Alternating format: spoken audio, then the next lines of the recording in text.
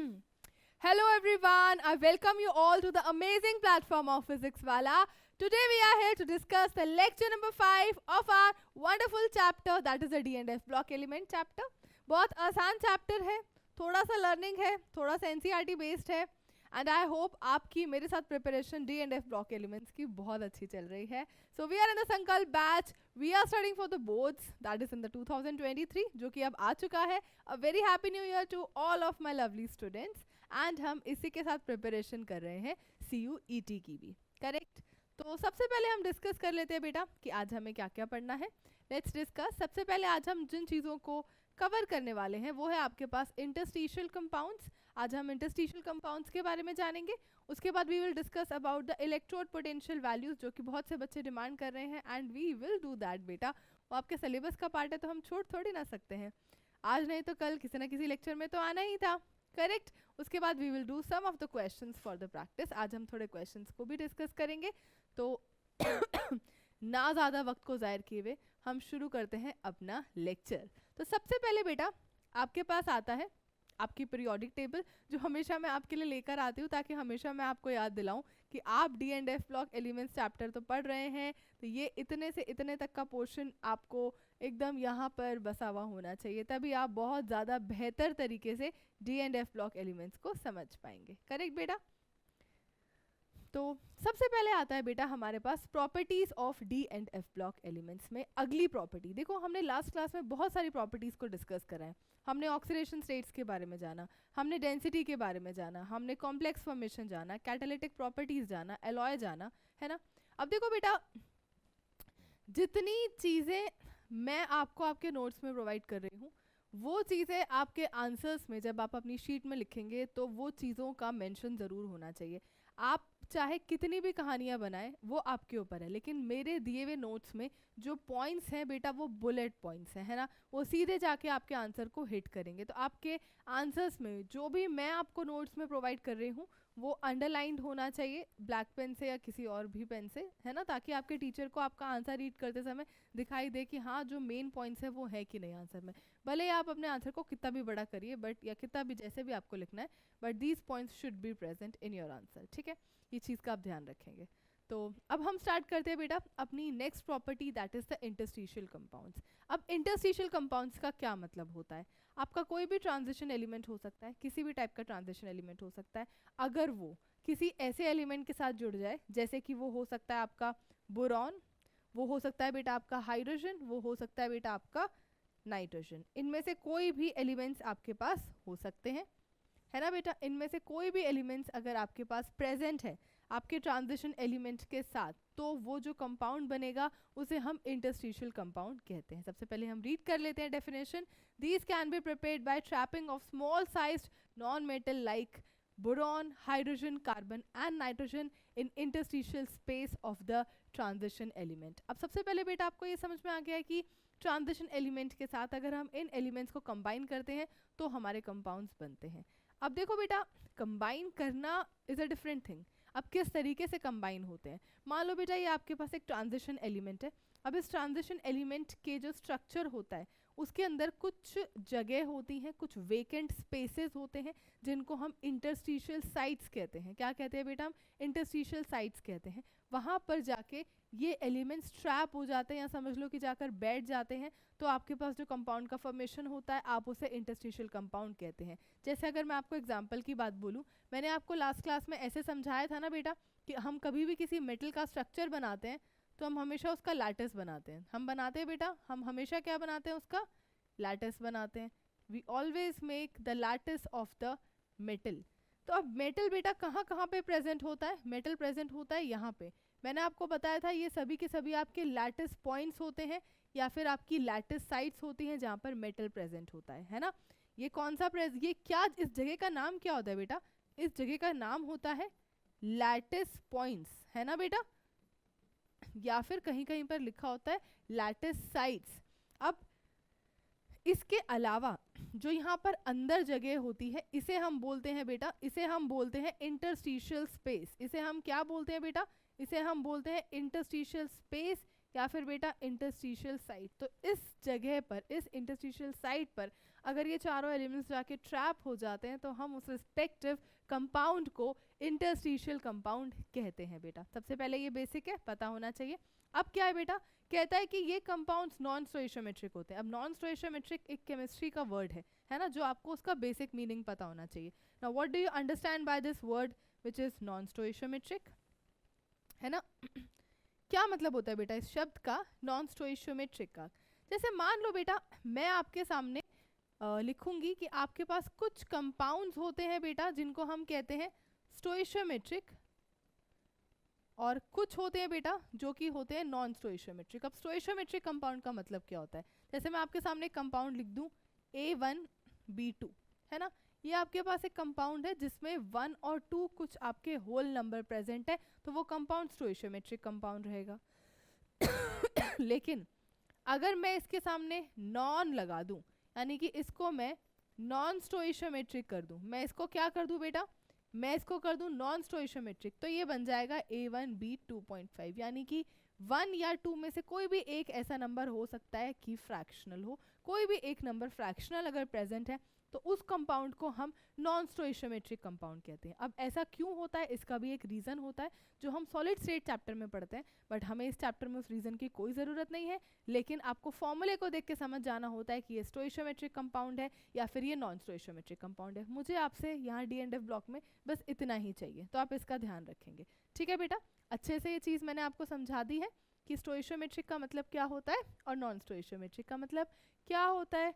Neither आयनिक nor covalent, इनका जो behaviour होता है बेटा, जो इन कंपाउंड्स का बिहेवियर होता है, ना तो आप कह सकते हो कि ये कंपाउंड्स प्योरली आयनिक होते हैं, ना ही आप कह सकते हो कि ये कंपाउंड्स प्योरली कोवेलेंट हो सकते हैं। इनमें कुछ बिहेवियर आयनिक का भी रहता है, कुछ बिहेवियर कोवेलेंट का भी रहता है। ये है इस पॉइंट का मतलब।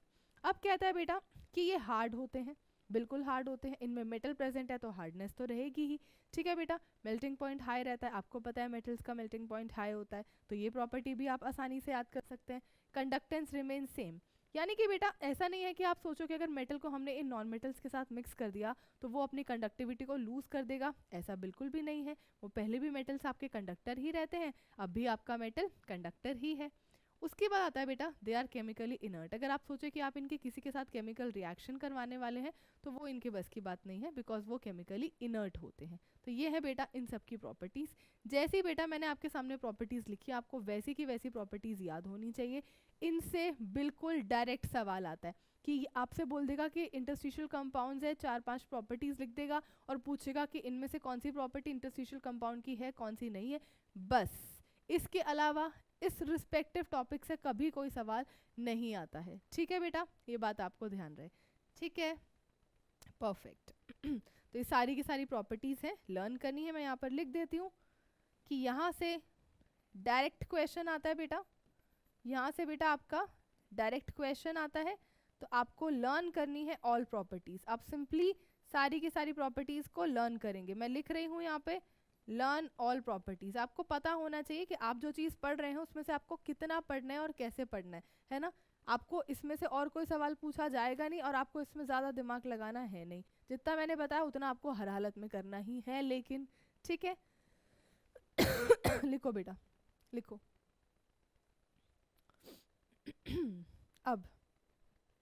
अब बेटा मैं ना एक बहुत ज़्यादा इंपॉर्टेंट टॉपिक स्टार्ट करने वाली हूँ इसके बाद, that is the standard electrode potential. अब आप इसे लिख लीजिए, फिर हम उस टॉपिक को स्टार्ट करते हैं। ओके बेटा, अब क्या है, अब हम एक बहुत इंपॉर्टेंट टॉपिक को स्टार्ट करने वाले हैं जिसका नाम है बेटा स्टैंडर्ड इलेक्ट्रोड पोटेंशियल। क्या नाम है बेटा? आपका नाम है स्टैंडर्ड इलेक्ट्रोड पोटेंशियल। और अब आप मेरी बातों को बिल्कुल ध्यान से सुनेंगे। आप सबसे पहले बेटा एक टर्म को हमेशा से पढ़ते हुए आए हैं, रेडॉक्स। रेडॉक्स रिएक्शन, रेडॉक्स शब्द आपने बहुत बार सुना होगा, है ना। सबसे पहले मैं आपसे इस रेडॉक्स शब्द का जो मतलब है वो आपके सामने शेयर करना चाहती हूँ। रेडॉक्स शब्द का मतलब होता है बेटा reaction, reaction in which both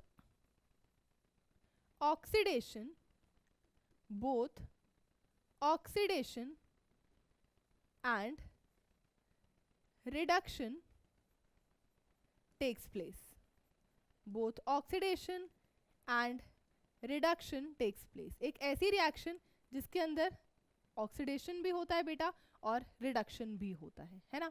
अब बहुत से बच्चों को ये शब्द को जानने में बड़ी परेशानी होती है कि ऑक्सीडेशन क्या है और रिडक्शन क्या है, और हमारा इस टॉपिक में इन दोनों शब्दों को समझना क्यों ज़रूरी है। तो अब मैं सबसे पहले इंडिविजुअली इन दोनों शब्दों का मतलब आपको समझाऊंगी कि बेटा आपके पास ऑक्सीडेशन क्या होता है और बेटा आपके पास रिडक्शन क्या होता है। आप सभी लोग मेरे साथ बिल्कुल ध्यान से जुड़े रहेंगे कि ऑक्सीडेशन क्या है बेटा और रिडक्शन क्या है। अब देखिए ध्यान से सब लोग देखते हैं। मान लो बेटा कि आपके पास एक एलिमेंट है M, है ना, अगर वो इलेक्ट्रॉन्स को लूज कर ले, है ना, अगर वो बेटा इलेक्ट्रॉन को लूज कर ले, है ना, तो हम यहाँ पर लिखेंगे कि अगर आपके पास लॉस ऑफ इलेक्ट्रॉन्स आपको दिखाई दे रहा है तो उस प्रोसेस को बेटा हम क्या कहते हैं, उस प्रोसेस को हम कहते हैं कि भाई ऑक्सीडेशन हो रहा है। या तो बेटा आप उस चीज़ को लॉस ऑफ इलेक्ट्रॉन से पता कर पाते हो, या आप कैसे पता कर पाते हो, जब आपके पास क्या हो रहा होता है, इंक्रीज इन ऑक्सीडेशन स्टेट, है ना बेटा। या आपके पास क्या हो रहा होता है बेटा, इंक्रीज इन ऑक्सीडेशन स्टेट। तो पहले आप क्या थे, 0 ऑक्सीडेशन स्टेट में थे, अब आप N पॉजिटिव ऑक्सीडेशन स्टेट में जा चुके हो, जैसे कि आप 2 पॉजिटिव 3 पॉजिटिव कुछ भी, है ना। जैसे मैं आपके सामने एग्जांपल लेकर बताऊं, आपके सामने हो रहा है कि बेटा जिंक है, अगर वो जिंक अपनी ऑक्सीडेशन स्टेट में इंक्रीज देख रहा है with the loss of the electrons, तो आप इस प्रोसेस को जाहिर सी बात है क्या बोलेंगे बेटा, आप इस प्रोसेस को जाहिर सी बात है क्या बोलेंगे, ऑक्सीडेशन बोलेंगे, है ना बेटा। क्या बोलेंगे आप इस प्रोसेस को, बिल्कुल मैम हम इस प्रोसेस को ऑक्सीडेशन बोलेंगे। अब देखो बेटा मैं हट गई हूँ, आप पॉज करके लिखेंगे। अब देखो बेटा, अब यहाँ पर जैसे कि आप अगर ऑक्सीडेशन कर रहे हैं तो मैं ऐसा लिख सकती हूँ कि आपका कन्वर्जन M से Mn पॉजिटिव की तरफ हो रहा है बेटा। यस मैम बिल्कुल हो रहा है। तो बेटा इस प्रोसेस में जो आपका पोटेंशियल हम लिखेंगे दैट विल बी बेटा E0 M/Mn पॉजिटिव। आपको सबसे पहले ये समझ में आना चाहिए कि अगर आपके पास E0 M/Mn पॉजिटिव लिखा है तो उस शब्द का क्या मतलब है। उस शब्द का मतलब है कि जब आप यहाँ से यहाँ कन्वर्जन कर रहे हैं तो आपके इलेक्ट्रोड पोटेंशियल को किस तरीके से रिप्रेजेंट किया जाता है, M से आप Mn पॉजिटिव जा रहे हैं। ठीक है बेटा, बिल्कुल मैम। अब इसी तरीके से पहले बेटा आप रिडक्शन भी सीखिए, फिर मैं आपके पास इसमें आगे जाऊंगी। अब बेटा रिडक्शन अपने पास क्या होगा, रिडक्शन अपने पास होगा बेटा कि अगर अपन Mn पॉजिटिव हैं और हमने N इलेक्ट्रॉन्स ले लिए तो हम वापस से M में कन्वर्ट हो गए हैं। यानी कि हमने क्या कर लिया है, वहां हमने अगर लॉस ऑफ इलेक्ट्रॉन किया था तो यहाँ पर बेटा हमने क्या कर लिया है, यहाँ पर हमने कर लिया है गेन ऑफ इलेक्ट्रॉन्स। वहां पर अगर हमारे पास बेटा इंक्रीज इन ऑक्सीडेशन स्टेट था तो यहाँ हमारे पास क्या होगा बेटा, यहाँ हमारे पास होगा डिक्रीज इन ऑक्सीडेशन स्टेट। ये बातें बिल्कुल ध्यान से आपके दिमाग में बैठे, पहचानना भी आपको आना चाहिए कि कब ऑक्सीडेशन हो रहा है और कब बेटा रिडक्शन हो रहा है। तो जिंक +2 ने अगर मान लो 2 इलेक्ट्रॉन्स लेकर अपने आप को जिंक में कन्वर्ट कर लिया बेटा, तो ऐसी प्रोसेस को अपन क्या बोलेंगे, ऐसी प्रोसेस को अपन बोलेंगे बेटा रिडक्शन। तो पहले ऑक्सीडेशन और रिडक्शन शब्द का मतलब आपने सीख लिया है। मैं साइड में हट गई हूँ, आप लिख सकते हो बेटा, है ना। अब उसी चीज को हम यहाँ पर भी लिखेंगे। यहाँ पर बेटा आपका कन्वर्जन हो रहा है Mn पॉजिटिव से किस में बेटा, M में। तो यहाँ पर जो हमारा पोटेंशियल होगा उसको लिखने का जो तरीका होगा, जो आपका पोटेंशियल होगा बेटा उसको लिखने का जो आपका तरीका होगा दैट विल बी बेटा E0 Mn पॉजिटिव /M, है ना। ये आपके पास आपके लिखने के तरीके होंगे। ठीक है मैम। अब अगली चीज, अगला पॉइंट जो आपके पास आता है वो कहता है बेटा कि जो ये आपके पास E0, ये जो आपके पास बेटा E0 M/Mn पॉजिटिव होता है, इसको एक नाम से जाना जाता है बेटा, इसको एक नाम से जाना जाता है जिसे हम कहते हैं स्टैंडर्ड ऑक्सीडेशन पोटेंशियल बेटा। क्या बोलते हैं हम इसे बोलते हैं स्टैंडर्ड ऑक्सीडेशन पोटेंशियल, यानी कि आप इसे SOP शब्द के नाम से भी जानते हैं। किसके नाम से जानते हैं बेटा, SOP। उसी तरीके से आपके पास एक शब्द आता है E nought Mn positive by m, आप इसे बोलेंगे बेटा स्टैंडर्ड, क्योंकि प्रोसेस में रिडक्शन है तो आप उसे बोलोगे बेटा standard reduction potential, standard oxidation potential, standard reduction potential. ये बात आपको बहुत अच्छे से ध्यान रहे। अब क्या होता है बेटा अगली चीज, अगर आपके पास मान लो किसी प्रोसेस के अंदर ई नॉट m/mn पॉजिटिव की जो वैल्यू है, जो बेटा वैल्यू बहुत ज़्यादा है, मान लो बेटा आपके पास कोई प्रोसेस है, किसी रिस्पेक्टिव एलिमेंट का ऑक्सीडेशन हुआ, आपको उसमें उसकी पोटेंशियल की वैल्यू अगर बहुत ज़्यादा दिखती है, तो इसका शब्दों में मतलब क्या होता है, इस बात का मतलब आपके पास क्या होता है, इस बात का मतलब होता है बेटा कि आपका जो है m wants to convert into Mn positive. सबसे पहले बेटा इस बात का मतलब है अगर ये वैल्यू पॉजिटिव आती है यानी कि बहुत ज़्यादा आती है, तो इस बात का मतलब है कि m Mn पॉजिटिव में जाना जाता है, यानी कि इस बात का मतलब क्या है कि m ऑक्सीडाइज होना चाहता है, यानी कि बेटा जो आपकी n पॉजिटिव ऑक्सीडेशन स्टेट है बेटा वो बहुत ज़्यादा क्या है स्टेबल है ना। अगर m बेटा m से Mn पॉजिटिव में जाना चाहता है, तो ये चीज़ हमें कैसे पता चली, ये चीज़ हमें ऐसे पता चली कि ये पोटेंशियल की वैल्यू हमारी बहुत ज़्यादा है तो m Mn पॉजिटिव में जाना चाहता है, करेक्ट। इसका मतलब वो ऑक्सीडाइज होना चाहता है, करेक्ट। इसका मतलब वो जो ऑक्सीडेशन स्टेट है आपके पास Mn पॉजिटिव में, n पॉजिटिव जो ऑक्सीडेशन स्टेट है वो बहुत ज़्यादा स्टेबल है।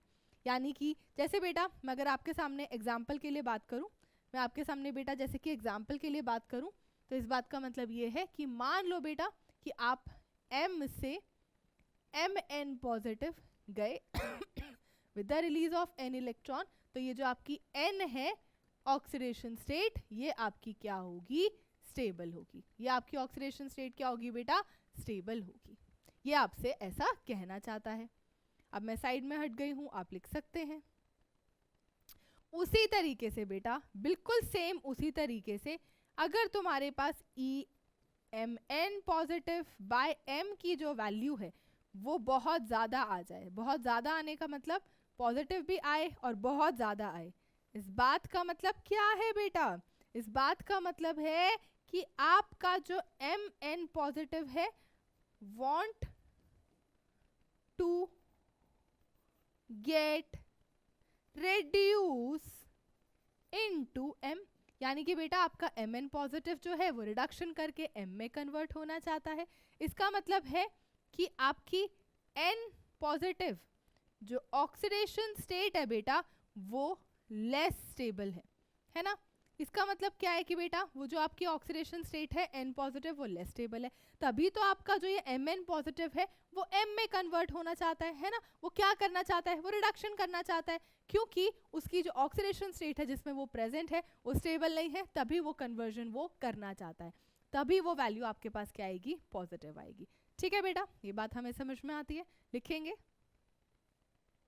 जैसे कि अब अगर हम यहाँ पर लिख रहे हैं, अब अगर हम बेटा यहाँ पर लिख रहे हैं कि हम Mn पॉजिटिव से अगर m में कन्वर्ट होना चाह रहे हैं, तो ये चीज़ फिर हमारी स्टेबल है, तभी हमारा स्टैंडर्ड रिडक्शन पोटेंशियल क्या है बेटा हमारा ज़्यादा है। और इसका मतलब ये है बेटा कि आपकी n जो ऑक्सीडेशन स्टेट है वो क्या है बेटा अनस्टेबल है। ये बात आपको बहुत अच्छे से ध्यान रहे। तो इससे हम एक चीज़ एज अ नट शेल एक रिजल्ट लिख सकते हैं बेटा, एक रिजल्ट लिख सकते हैं, हम लिख सकते हैं अगर आपके पास स्टैंडर्ड ऑक्सीडेशन पोटेंशियल अगर किसी का भी बहुत ज़्यादा होता है, अगर किसी का भी बेटा स्टैंडर्ड ऑक्सीडेशन पोटेंशियल बहुत ज़्यादा होता है, तो इस बात का मतलब होता है बेटा कि टेंडेंसी टू गेट ऑक्सीडाइज बेटा वो बहुत ज़्यादा है। इसका मतलब है कि आपका एलिमेंट बहुत ज़्यादा टेंडेंसी रखता है ऑक्सीडेशन करने की, और अगर बेटा वो बहुत ज़्यादा टेंडेंसी रखता है ऑक्सीडेशन करने की, तो अगर आप खुद का ऑक्सीडेशन करना चाहते हैं तो आप बहुत ही अच्छे रिड्यूसिंग एजेंट है। ऐसी सिचुएशन में हम कह सकते हैं बेटा कि आपका जो M है वो बहुत ही अच्छा क्या होगा, रिड्यूसिंग एजेंट होगा, क्योंकि बेटा रिड्यूसिंग एजेंट वो होते हैं जो खुद का रिडक्शन नहीं करते, दूसरे का रिडक्शन करते हैं, अपना क्या करते हैं, ऑक्सीडेशन करते हैं। अब ऐसे बच्चों को बहुत परेशानी रहती है, ऑक्सीडाइजिंग एजेंट, रिड्यूसिंग एजेंट, तो याद कैसे करते हैं बेटा, ध्यान से सुनो। अगर मान लो बेटा तुम कभी भी पासपोर्ट बनवाने जाते हो तो तुम क्या बोलते हो पासपोर्ट वाले को कि भैया मेरा पासपोर्ट बना दो, है ना। तो पासपोर्ट बनाने वाला जो आपका एजेंट होता है ना, पासपोर्ट बनाने वाला बेटा जो आपका एजेंट होता है वो क्या करता है, वो आपका पासपोर्ट बनाता है, अपना पासपोर्ट तो नहीं बनाता ना। पासपोर्ट एजेंट के पास जाओगे तो वो आपका पासपोर्ट बनाएगा। अब रिड्यूसिंग एजेंट के पास जाओगे तो वो खुद का रिडक्शन थोड़ी ना करेगा, वो दूसरे का रिडक्शन करेगा ना बेटा। रिड्यूसिंग एजेंट दूसरे का रिडक्शन करता है, खुद का ऑक्सीडेशन करता है। पासपोर्ट एजेंट दूसरे का पासपोर्ट बनाता है, पासपोर्ट एजेंट बेटा दूसरे का पासपोर्ट बनाता है, खुद का पासपोर्ट वो नहीं बनाता है। ये बात आपको ध्यान रखनी है ना बेटा, ये बात आपको क्या रखनी है, ध्यान रखनी है, बहुत अच्छे से ध्यान रखनी है। इस तरीके से आप इन दोनों शब्दों को बहुत ही अच्छे से याद रख सकते हैं कि पासपोर्ट एजेंट और रिड्यूसिंग एजेंट कैसे याद रखना है। रिड्यूसिंग एजेंट दूसरों का रिडक्शन करता है, खुद का बेटा ऑक्सीडेशन करता है। ठीक है, ये बात को आप बहुत अच्छे से ध्यान रखेंगे, बहुत ही अच्छे से ध्यान रखेंगे। तो ये बहुत ही अच्छे क्या होते हैं, रिड्यूसिंग एजेंट होते हैं। सिमिलरली बेटा अब हम यहाँ पर इस चीज़ को मेंशन करेंगे, हम लिखेंगे बेटा यहाँ पर कि अगर आपका स्टैंडर्ड रिडक्शन पोटेंशियल, अगर बेटा आपका स्टैंडर्ड रिडक्शन पोटेंशियल बहुत ज़्यादा होता है, अगर आपका बेटा स्टैंडर्ड रिडक्शन पोटेंशियल बहुत ज़्यादा होता है तो आपकी टेंडेंसी टू गेट रिड्यूस बहुत ज़्यादा होती है ना। आपकी टेंडेंसी टू गेट रिड्यूस बेटा बहुत ज़्यादा होती है। तो ऐसे सिचुएशन में जो आपका Mn पॉजिटिव होता है वो बहुत ही अच्छा ऑक्सीडाइजिंग एजेंट होता है, क्योंकि वो दूसरों को तो बेटा ऑक्सीडाइज करना चाहता है और खुद को बेटा वो रिड्यूस करना चाहता है ताकि वो स्टेबल हो सके। सबसे पहले इतना कॉन्सेप्ट आपको बहुत अच्छे से क्लियर होना चाहिए कि अगर कोई एलिमेंट ऑक्सीडाइज होना चाहता है, रिड्यूस होना चाहता है, तो उस चीज़ को हम इलेक्ट्रोड पोटेंशियल की वैल्यू से कैसे पहचानते हैं, उस चीज़ को हम इलेक्ट्रोड पोटेंशियल की वैल्यू से बेटा कैसे पहचानते हैं, कैसे रिलेट करते हैं, आपको बहुत अच्छे से ये चीज़ पता होनी चाहिए।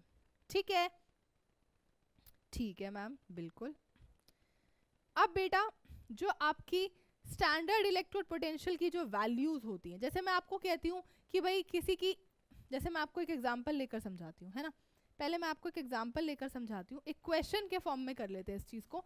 मान लो बेटा आपके पास लिखा हुआ है कि एक एलिमेंट है जो A+2 से A में जा रहा है और ये पोटेंशियल की वैल्यू उसकी 0.70 वोल्ट दे रखी है, और आपसे कहता है बेटा एक पोटेंशियल है जो A+2 से मतलब B+2 से B जा रहा है, ये 0.50 वोल्ट है। तो आपसे पूछता है कि which will have more tendency to get reduced, है ना। किसके अंदर ज्यादा टेंडेंसी होगी बेटा रिडक्शन करने की। तो आपको साफ साफ समझ में आ रहा है, अगर आप A+2 से A जा रहे हैं, इस बात का मतलब है बेटा कि ये प्रोसेस है कि आपने A+2 में 2 इलेक्ट्रॉन दिए होंगे, तो आप किस में कन्वर्ट हो गए होंगे बेटा, A में, है ना। और यहाँ पर बेटा आपने B+2 में 2 इलेक्ट्रॉन दिए होंगे तो आप कन्वर्ट हो गए होंगे B में। इसका मतलब ये दोनों की दोनों प्रोसेस ही जो आपके सामने दे रखी है, ये भी बेटा रिडक्शन ही है और ये भी बेटा रिडक्शन ही है। तो जाहिर सी बात है कि जो दोनों पोटेंशियल्स आपको दिए हुए होंगे वो रिडक्शन पोटेंशियल्स ही दिए हुए होंगे। अब मैंने क्या बोला, जिसका रिडक्शन पोटेंशियल ज़्यादा होता है वो रिड्यूस होना चाहता है। क्या बोला था अभी, क्या लिखा था, क्या लिखा था यहाँ पे, क्या लिखा था यहाँ पे कि अगर स्टैंडर्ड रिडक्शन पोटेंशियल बहुत ज़्यादा है, इसका मतलब तुम्हारी रिडक्शन करने की टेंडेंसी बहुत ज़्यादा है। अब 2 एलिमेंट्स अगर प्रेजेंट है, उनमें से एक की वैल्यू अगर ज़्यादा है और एक की वैल्यू कम है, तो नींद में भी याद होना चाहिए जिसकी वैल्यू स्टैंडर्ड रिडक्शन पोटेंशियल की बहुत ज़्यादा है वो ज़्यादा टेंडेंसी रखता है रिडक्शन करने की, जिसकी कम है वो कम रखता है। इससे हमें ये समझ में आना चाहिए। तो कहने का मतलब है बेटा कि अगर E0 A+2 से A की जो SRP की जो वैल्यू है बेटा वो क्या है, वो बहुत ज्यादा है। इसका मतलब यहाँ पर A+2 का क्या होगा, रिडक्शन होगा।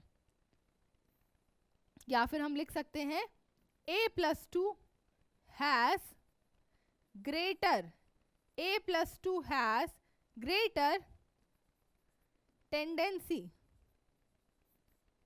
To reduce, has greater tendency to reduce। ये बात बेटा आपके दिमाग में से इस क्वेश्चन के थ्रू नहीं निकलनी चाहिए कि मैम ने इस क्वेश्चन के थ्रू आपको कितना इंपॉर्टेंट कॉन्सेप्ट समझाया है। ठीक है बेटा, अब हम चलते हैं value of standard electrode potential पे। पहले मैं एक बार आपको कह देती हूँ कि आप लिख लो, पॉज करके लिख लो। अब क्या होता है बेटा, अब हम इसमें एक पड़ाव और आगे आ गए हैं। अब आप बेसिक सीख गए हैं कि आप रेडॉक्स में ऑक्सीडेशन और रिडक्शन की हेल्प से SOP, SRP, ये वो 1000 शब्द तुम्हारे सामने आते हैं, उन सब का क्या क्या मतलब होता है। ठीक है, अब आ जाओ बेटा कि वैल्यू ऑफ इलेक्ट्रोड पोटेंशियल, यार किसी की 0.70 थी, किसी की 0.50 थी, किसी की कुछ होती है, किसी की कुछ होती है। हम ये चीज को अब कैसे डिसाइड करें, हमें कैसे पता चलेगा कि किसकी इलेक्ट्रोड पोटेंशियल की वैल्यू कम आती है, ज्यादा आती है, वो किन फैक्टर्स पे डिपेंड करती है। तो अब आपको ध्यान से सुनना है बेटा, अब आपको ध्यान से सुनना है कि जब भी आप इलेक्ट्रोड पोटेंशियल की बात करते हैं, है ना बेटा, जब भी आप इलेक्ट्रोड पोटेंशियल की बात करते हैं तो electrode potential value depends on, electrode potential value depends on, वो 3 फैक्टर्स पे बेटा डिपेंड करती है। सबसे पहला फैक्टर होता है आपका एंथैल्पी ऑफ एटमाइजेशन। क्या बेटा, एंथैल्पी ऑफ एटमाइजेशन, जिसको आप अपनी आसपास जो चीजें होती है उसके हिसाब से अगर लैंग्वेज में बात करें तो एंथैल्पी ऑफ एटमाइजेशन को हम एंथैल्पी ऑफ सब्लिमेशन भी कहते हैं। उसको बेटा हम एंथैल्पी ऑफ सब्लिमेशन भी कहते हैं, एंथैल्पी ऑफ एटमाइजेशन कहते हैं बेटा, और एंथैल्पी ऑफ सब्लिमेशन भी कह सकते हैं। सब्लिमेशन का मतलब क्या होता है, जब आपको कोई सब्सटेंस सॉलिड स्टेट से डायरेक्टली गैसियस स्टेट में चला जाता है तो हम उसे सब्लिमेशन कहते हैं। उस प्रोसेस में जो भी आपकी एनर्जी आपने लगाई सॉलिड से गैसियस जाने में, उसको आप एंथैल्पी ऑफ सब्लिमेशन कह देते हैं। ये एनर्जी जो होती है बेटा, हमेशा ध्यान रखना है कि ये जो आपकी एनर्जी होती है, चाहे आप एंथैल्पी ऑफ एटमाइजेशन या एंथैल्पी ऑफ सब्लिमेशन लिखो, हमेशा ये आपको प्रोवाइड करनी पड़ती है। ये एनर्जी आपको हमेशा प्रोवाइड करनी पड़ती है ना, ये एनर्जी हमेशा प्रोवाइड करनी पड़ती है। बी आपके पास होती है बेटा ionisation enthalpy, enthalpy of ionisation लिख दो या फिर लिखो आयोनाइजेशन एंथैल्पी, है ना। एक आपकी ये एनर्जी होती है जो आपकी काउंट होती है आपकी इलेक्ट्रोड पोटेंशियल की वैल्यू के अंदर। ठीक है बेटा, ये भी आपको देनी पड़ती है। आप जानते हैं, आपने अभी मेरे साथ 3rd लेक्चर में चीज डिस्कस करी है कि जब हम आयोनाइजेशन प्रोसेस की बात करते हैं तो हमें एक आइसोलेटेड गैसियस एटम के अंदर से अगर इलेक्ट्रॉन को बाहर निकालना है तो हमें कितनी एनर्जी देनी पड़ेगी, उसे हम आयोनाइजेशन एनर्जी कहते हैं। ये चीज मैं आपको पहले भी बता चुकी हूँ। हमें खुद से इलेक्ट्रॉन निकालना पड़ता है ना, इलेक्ट्रॉन खुद से नहीं निकलता, हमें निकलवाना पड़ता है। तो आयोनाइजेशन जो आपकी एनर्जी होती है, प्रोसेस होती है, उसमें भी हमें एनर्जी देनी पड़ती है। You have to provide energy, है ना, you have to provide energy. इसमें भी आपको एनर्जी प्रोवाइड करनी पड़ेगी, इसमें भी बेटा आपको जो आपकी एनर्जी है वो क्या करनी पड़ेगी, प्रोवाइड, है ना। उसके बाद सी आता है बेटा आपका आयोनाइजेशन के पास हाइड्रेशन एंथैल्पी। उसके बाद आपके पास क्या आता है बेटा, हाइड्रेशन एंथैल्पी। अब हाइड्रेशन एंथैल्पी क्या होती है वो मैं भी आपको समझाती हूँ, लेकिन इसके सामने बस मैं लिख देती हूँ कि ये एनर्जी रिलीज होती है। ये जो एनर्जी होती है बेटा, ये एनर्जी आपकी रिलीज होती है। तो सबसे पहले कौन कौन सी एनर्जीज इलेक्ट्रोड पोटेंशियल के अंडर आती हैं। सबसे पहले एंथैल्पी ऑफ एटमाइजेशन या फिर सब्लिमेशन एनर्जी, जो एनर्जी हमें देनी पड़ती है। ये भी बेटा याद होना चाहिए कि हमें देनी पड़ती है या वो एनर्जी रिलीज होती है ना। और आपकी सेकंड होती है बेटा आयोनाइजेशन एंथैल्पी, वो भी हमें देनी पड़ती है। और एक आपके पास होती है बेटा हाइड्रेशन एनर्जी, जो कि रिलीज होती है। ठीक है, ये बात ध्यान रहे। अब बेटा अगली चीज जो आपके पास आती है, अब मान लो बेटा कि मैं आपको बोल रही हूं कि आपके पास एक एलिमेंट है M सॉलिड, है ना, आप उसको कन्वर्ट करना चाहते हो M पॉजिटिव एक्वस में, है ना। ये कौन ये प्रोसेस कौन सा होगा, ये प्रोसेस होगा आपका ऑक्सीडेशन का प्रोसेस। इस पूरी की पूरी प्रोसेस में कोई ना कोई आपकी एनर्जी जरूर लगेगी। एक और बात का ध्यान रखना बेटा, एक और बात का ध्यान रखना, जब हम इस टॉपिक को स्टार्ट करते हैं ना, तो हमें इनकी स्टेट्स ना शुरू से ही मेंशन कर देनी होती है। ये बेटा हमेशा सॉलिड रहेगा, ये बेटा हमेशा एक्वस रहेगा, ये बेटा हमेशा एक्वस रहेगा, तो ये बेटा हमेशा सॉलिड रहेगा। इनका कन्वर्जन्स जो होते हैं वो इन्हीं स्टेट्स में होते हैं। लिख लेना इसको, मैं पॉज कर रही हूँ, इसे लिख लेना बेटा, इसे लिख लेना, ठीक है। हाँ, तो अब बेटा आप मान लो कि आप M सॉलिड से M पॉजिटिव एक्वस में जाना चाहते हैं, यानी कि आप ऑक्सीडेशन करना चाहते हैं। आपने कोई M सॉलिड मेटल लिया, आपने सीधा उसको ऑक्सीडाइज भी कर दिया, उसको पानी में भी डाल दिया, है ना। अब इस पूरी की पूरी प्रोसेस के अंदर जो आपने किया, कुछ ना कुछ एनर्जी बेटा आपकी लगी होगी। तो ये जो आपकी एनर्जी लगती है हम उसे बोलते हैं टोटल एनर्जी, जिसे हम रिप्रेजेंट करेंगे ETE से, है ना। इस पूरी की पूरी प्रोसेस में, इस पूरी की पूरी प्रोसेस में जो आपकी एनर्जी यूज होने वाली है, उस एनर्जी को मैं नाम दे रही हूँ डेल्टा TE। लेकिन ये प्रोसेस एक स्टेप में नहीं होती है, इस प्रोसेस में आपके पास बहुत सारे स्टेप्स लगते हैं। सबसे पहला स्टेप जो आपके पास होता है, सबसे पहला स्टेप जो आपके पास होता है वो ये होता है, then this is your second step बेटा, and then I will be having your third step. सबसे पहला स्टेप होता है बेटा कि आपका M सॉलिड जो एलिमेंट है वो सबसे पहले गैसियस में कन्वर्ट होता है। किस में कन्वर्ट होता है बेटा, M गैसियस में कन्वर्ट होता है। फिर ये M गैसियस जो है ये आयोनाइज होता है। किस में आयोनाइज होगा, आपको सामने ऑक्सीडेशन स्टेट दिखाई दे रही है, वो M पॉजिटिव गैसियस में आयोनाइज होगा। फिर ये M पॉजिटिव गैसियस को हम पानी में डाल देते हैं, तो बहुत सारे पानी के मॉलिक्यूल्स जो है वो M पॉजिटिव गैसियस को सराउंड कर लेते हैं। इलेक्ट्रोकेमिस्ट्री में आपने हाइड्रेशन का कंसेप्ट पढ़ा होगा, जब आपने इलेक्ट्रोलाइटिक सेल पढ़ा होगा, जब आपने साइज ऑफ आयन पानी में जाने के बाद कैसे चेंज हो जाते हैं। आयनिक मोबिलिटी किस बात पर डिपेंड करती है, किसी भी आयन का पानी में जाने के बाद क्या उसका हश्र होता है, क्या उसके साथ होता है, ये हम इलेक्ट्रोकेमिस्ट्री में बहुत डिटेल में इन चीज़ों को पढ़ते हैं। अगर मैं कम शब्दों में आपको बोलना चाहूँ तो जब एक आयन पानी में जाता है तो उसके आसपास बहुत सारे पानी के मॉलिक्यूल्स इकट्ठे हो जाते हैं। इस प्रोसेस के दौरान एक एनर्जी रिलीज होती है, उस रिलीज्ड एनर्जी को हम हाइड्रेशन एंथैल्पी या हाइड्रेशन एनर्जी कहते हैं। ठीक है बेटा, तो ये क्या है बेटा आपके पास, जैसे ही आपने इस रिस्पेक्टिव आयन को पानी में छोड़ा वो इसमें कन्वर्ट हुआ, जो भी एनर्जी रिलीज हुई that will be called as the hydration energy. तो हम लिखेंगे बेटा यहाँ पे, हम लिखेंगे ये प्रोसेस में this will be your enthalpy of atomisation, या फिर आप इसे लिख सकते हैं एंथैल्पी ऑफ सब्लिमेशन, जो आपको अच्छा लगे ये इस प्रोसेस में लिखेंगे आप। यहाँ लिखेंगे बेटा आप आयोनाइजेशन एंथैल्पी, है ना, आई का मतलब आयोनाइजेशन एंथैल्पी है बेटा, और इसका मतलब है आपका हाइड्रेशन एंथैल्पी, है ना। ये क्या है बेटा आपका हाइड्रेशन एंथैल्पी। ये जो आपकी प्रोसेस होगी, इस प्रोसेस के अंदर ये प्रोसेस जो है इसमें आपका बेटा ये आपको एनर्जी, ये प्रोसेस आपकी बेटा एंडोथर्मिक होगी, है ना। आपको यहाँ पर इस प्रोसेस में एनर्जी देनी पड़ेगी, है ना, आपको इस प्रोसेस में बेटा एनर्जी देनी पड़ेगी, तभी मैंने इसके सामने क्या लिखा है, एंडो लिखा है। मैं फिर से लिख रही हूँ, इस प्रोसेस में भी आपको क्या करना पड़ेगा, एंडो है। तो बेटा आपको यहाँ पर भी जो है, आपको बेटा यहाँ पर भी जो है एनर्जी देनी पड़ेगी। हिंदी में लिख रही हूँ ताकि दिमाग में से निकले ना ये बात बेटा कभी, है ना। और ये जो प्रोसेस होती है बेटा ये होती है एक्सो, यानी कि आपकी यहाँ पर एनर्जी रिलीज होगी बेटा, यहाँ पर आपकी एनर्जी रिलीज होगी, यहाँ पर आपकी एनर्जी निकलेगी जब आपका रिस्पेक्टिव गैसियस आयन पानी में जाएगा और अपने आप को एक्वा स्टेट में कन्वर्ट करेगा। अब बेटा आपने थर्मोडायनेमिक्स चैप्टर पढ़ा हुआ है। थर्मोडायनेमिक्स चैप्टर क्या कहता है, उसमें एक लॉ आता है जिसे हम कहते हैं हेस लॉ। कहता है कि अगर आपकी एक प्रोसेस है जिसमें आपके रिएक्टेंट और प्रोडक्ट अगर सेम है तो आप उस काम को चाहे एक स्टेप में करो चाहे 1000 स्टेप में करो, टोटल एनर्जी का जो चेंज होता है वो हमेशा सेम रहता है। ये आपके हेस लॉ कहते हैं। अगर आपके हेस लॉ ऐसा कहते हैं तो हम ऐसा कह सकते हैं बेटा कि जो हमारा टोटल एनर्जी का जो चेंज है, जो टोटल हमारे पास बेटा हमारा एनर्जी का जो चेंज है वो सबका सम होगा।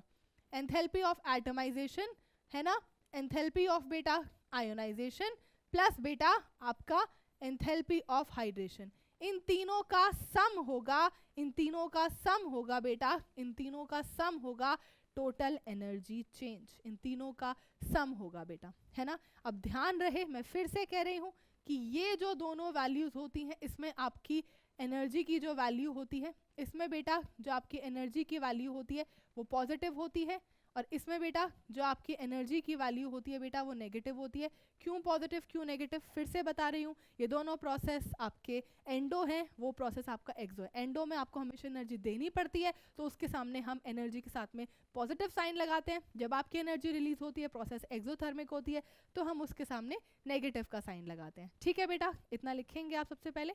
यह है आपके पास पूरी की पूरी कहानी कि भाई तुमने किसी का इलेक्ट्रोड पोटेंशियल निकाला है ना। पहले इतना लिखो, अभी समझाती हूँ।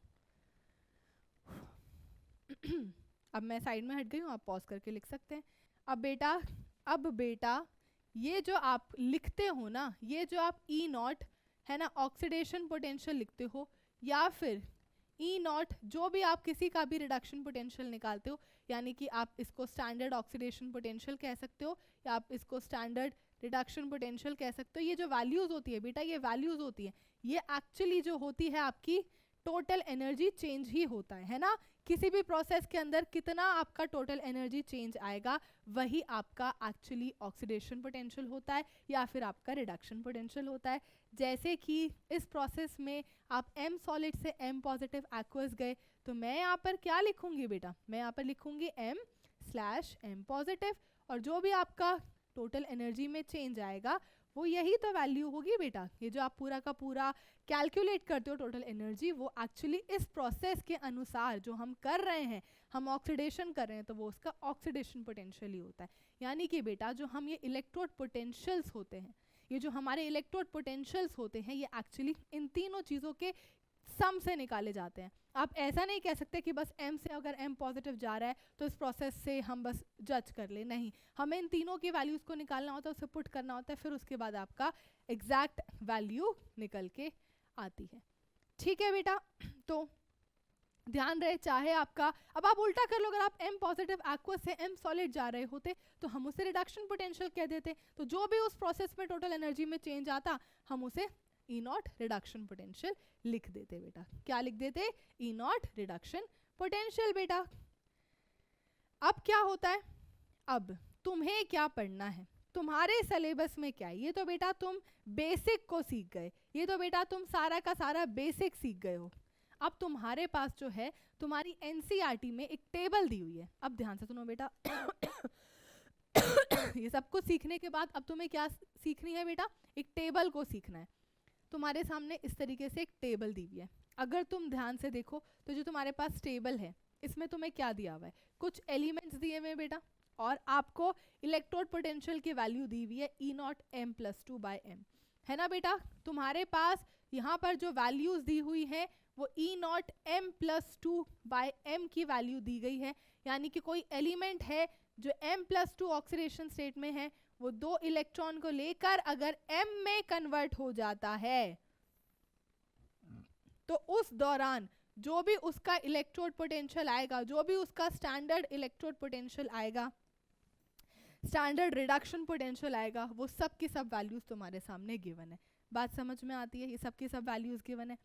अब इसका ट्रेंड जो है ना बेटा, जो भी यहाँ पर आपके पास ट्रेंड्स चल रहे हैं, अब तुम्हें तो पता है बेटा कि ये जो तुम्हारे पास तुम्हारी स्टैंडर्ड रिडक्शन पोटेंशियल की यहाँ पर जो वैल्यूज गिवन है, वो एंथैल्पी ऑफ एटमाइजेशन पे भी डिपेंड करती है, वो आयोनाइजेशन एंथैल्पी पे भी डिपेंड करती है, वो हाइड्रेशन एंथैल्पी पे भी डिपेंड करती है। इन तीनों पे तुम्हारी इस रिस्पेक्टिव वैल्यू का डिपेंडेंस है ना। तो तुम्हें ये जो ट्रेंड है ना बेटा, ये बहुत इर्रेगुलर दिख रहा होगा, है ना।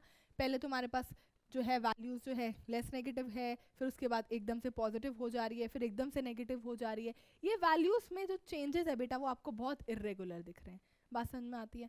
अब ये इर्रेगुलर क्यों है, क्योंकि बेटा तुमने देखा है कि तुम्हारी आयोनाइजेशन एंथैल्पी में भी डी ब्लॉक एलिमेंट्स में बहुत इर्रेगुलरिटीज है, बहुत ज़्यादा आपका एक्सेप्शनल ट्रेंड है। मैंने आपको उसका जो है एक्सेप्शनल ऑर्डर ट्रिक के फॉर्म में भी लिखवाया हुआ है, बहुत एक्सेप्शनल ट्रेंड है ना। और एंथैल्पी ऑफ एटमाइजेशन भी बेटा मैंने आपको सिर्फ एक ही क्वेश्चन में बताया है कि जिंक की सबसे कम होती है, क्योंकि आपके बोर्ड्स में उतना ही पूछा जाता है। बट अगर हम जेईई मेंस में जाएं तो हम उसका जो है पूरा ट्रेंड भी याद रखते हैं, तो वो ट्रेंड बेटा बहुत इरेगुलर आता है एंथैल्पी ऑफ एटमाइजेशन का भी। तो आयोनाइजेशन एंथैल्पी का भी ट्रेंड बहुत इरेगुलर है और एंथैल्पी ऑफ एटमाइजेशन का भी ट्रेंड बहुत इरेगुलर है। इसलिए ये पूरा का पूरा जो आपके पास इलेक्ट्रोड पोटेंशियल का ट्रेंड आता है वो भी बेटा बहुत इरेगुलर होता है। लेकिन हमें ये सब में से याद नहीं करना है बेटा, कोई आपसे ये वैल्यूज़ वगैरह सब नहीं पूछेगा, लेकिन क्या क्या चीज़ें पूछी जा सकती हैं वो आपको आना चाहिए। वो मैं आपको सब क्वेश्चंस के फॉर्म में सिखा रही हूँ, तो आप ध्यान देंगे।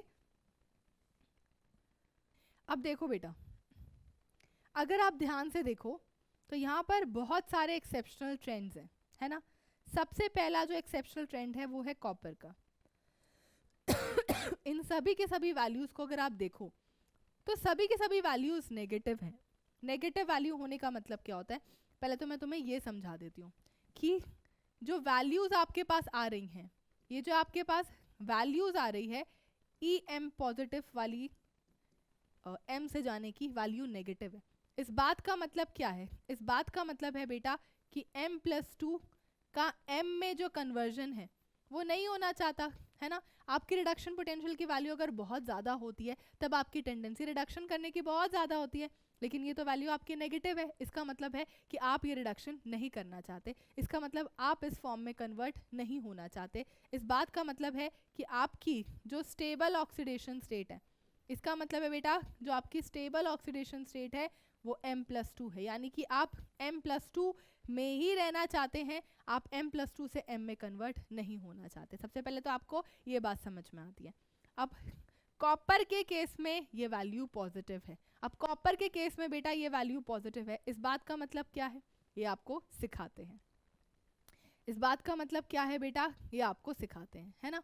इस बात का मतलब ये है बेटा कि अगर कॉपर +2 में आप अगर 2 इलेक्ट्रॉन को डाल के कॉपर में कन्वर्ट कर दें तो ये जो बेटा आपका प्रोसेस है, ये बेटा जो आपका प्रोसेस है ये फिजिबल है, यानी कि ये प्रोसेस होना चाहता है। यानी कि आपका जो कॉपर +2 है ना, जिसकी इलेक्ट्रॉनिक कॉन्फ़िगरेशन आर्गन 3d9 होती है, वो कन्वर्ट होना चाहता है बेटा कॉपर के अंदर जिसकी electronic configuration argon 3d10 4s1 है ना। ये आपका कन्वर्जन सबसे पहले तो होना चाहता है, ये प्रोसेस आपकी फिजिबल है, this conversion wants to take place. सबसे पहले आपको ये समझ में आना चाहिए। अब देखो बेटा ऐसा क्यों हुआ कि आपके पास ये जो E0 कॉपर +2 से कॉपर जाने वाली वैल्यू पॉजिटिव क्यों आई। अब मैं आपको ना बेटा एक चीज़ और समझाती हूँ, मैं रुक गई हूँ, पॉज करके लिखोगे। देखो मैंने तुम्हारे सामने एक ये बात लिखी थी कि E0 ऑक्सीडेशन पोटेंशियल या E0 रिडक्शन पोटेंशियल तुम्हारे टोटल इस एंथैल्पी पे डिपेंड करते हैं। अब मान लो बेटा मैं तुमसे एक छोटी सी ट्रिक के फॉर्म में ये बात समझाऊंगी। मान लो बेटा ये जो टोटल एंथैल्पी का चेंज होता है ना, जो टोटल एंथैल्पी का चेंज होता है बेटा ये किस किस का सम होता है, एंथैल्पी ऑफ एटमाइजेशन का सम होता है ना, आयनाइजेशन एंथैल्पी का सम होता है, और किसका सम होता है बेटा, हाइड्रेशन एंथैल्पी का सम होता है। अगर बेटा तुम्हारे पास ये जो टोटल एंथैल्पी की जो वैल्यू है ना, तुम्हारे पास कभी मान लो कि ये टोटल एंथैल्पी की वैल्यू क्या है, नेगेटिव है, तो उस चीज़ में तुम समझ जाना कि आपकी जो हाइड्रेशन एंथैल्पी होगी बेटा, जो आपकी हाइड्रेशन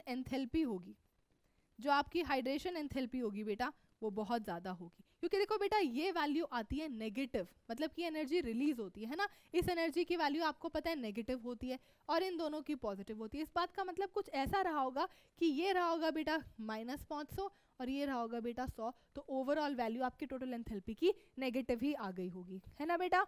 इस बात का यही मतलब है, बिल्कुल मैम इस बात का यही मतलब है।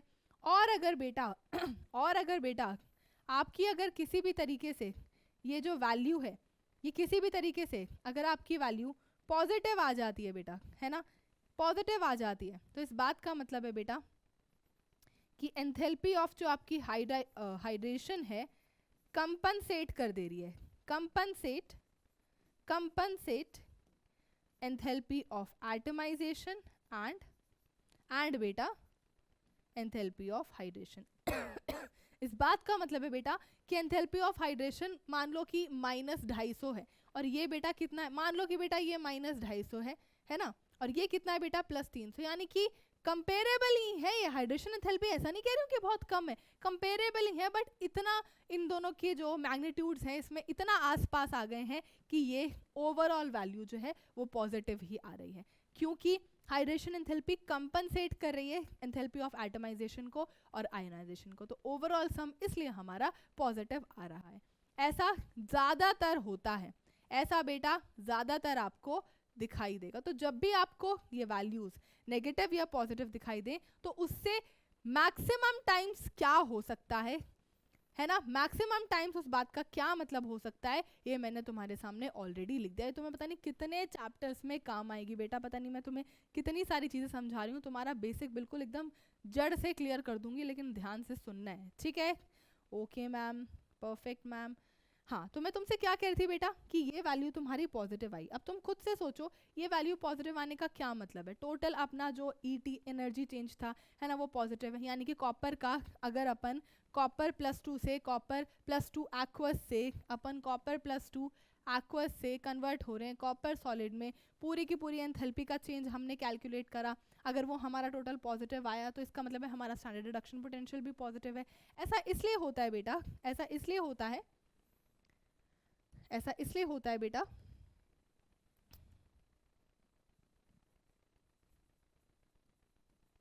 ऐसा इसलिए होता है क्योंकि आपके पास जो है enthalpy of hydration compensates for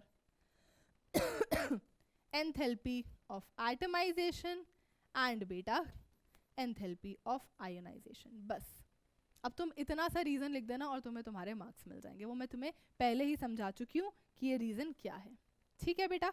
इसलिए ये वैल्यू आपकी पॉजिटिव आती है, इसलिए बेटा ये आपकी वैल्यू क्या आती है, पॉजिटिव आती है। Okay ma'am, perfect ma'am. अब कहता है कि निकल +2 से निकल में जाना और मैंगनीज +2 से मैंगनीज में जाना और जिंक +2 से जिंक में जाना है, देखो है सबका नेगेटिव वैल्यूज ही, बट ये तीनों एक नॉर्मल जो हमारा ट्रेंड चलता है कि भाई हम ऊपर से नीचे जा रहे हैं तो हमारी वैल्यू लेस नेगेटिव हो रही, तो उसके ट्रेंड्स में ये लोग अचानक से एक्सेप्शंस दिखा रहे हैं, वो आप टेबल में अपने आप देख सकते हैं, है ना? अब इन तीनों का कभी कभी रीजन पूछ लिया जाता है कि ऐसा बिहेवियर ये क्यों शो कर रहे हैं, ये रेगुलर ट्रेंड जो हमारा अच्छा खासा top to bottom less negative की तरफ जा रहा है उसमें ये क्यों अपना टांग अड़ा रहे हैं, तो वो हमें सीखना है, ठीक है बेटा? सबसे पहले हम लोग सीखेंगे किसके लिए बेटा, मैंगनीज के लिए। कहता है Mn+2 से बेटा Mn की जो वैल्यू है वो वैल्यू आपके पास कितनी है, -1.18 वोल्ट। सबसे पहले तो तुम्हें नेगेटिव वैल्यू से ये समझ में आ जाना चाहिए कि Mn+2 जो है वो Mn में नहीं जाना चाहता, जाहिर सी बात है नेगेटिव है ना, आपका रिडक्शन पोटेंशियल नेगेटिव है, इस बात का मतलब है आप Mn+2 से Mn में नहीं जाना चाहते, यानी कि आप आर्गन बेटा आप 3d5 4s0 से आप आर्गन 3d5 4s2 में नहीं जाना चाहते, ये आप प्रोसेस नहीं करना चाहते।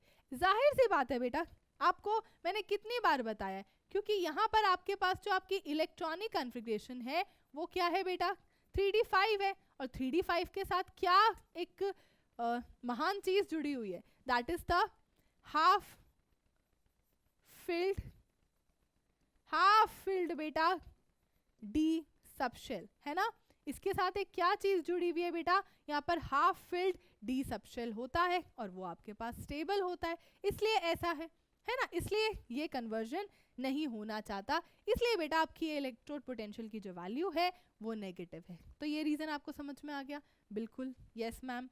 अब अगला रीजन देखो, मतलब अगला आपका वो देखो आयन E0 Zn+2/Zn की भी वैल्यू बेटा नेगेटिव है और कितनी है, -0.76 वोल्ट, है ना? ये आपकी वैल्यू है। भाई आपको क्या प्रॉब्लम है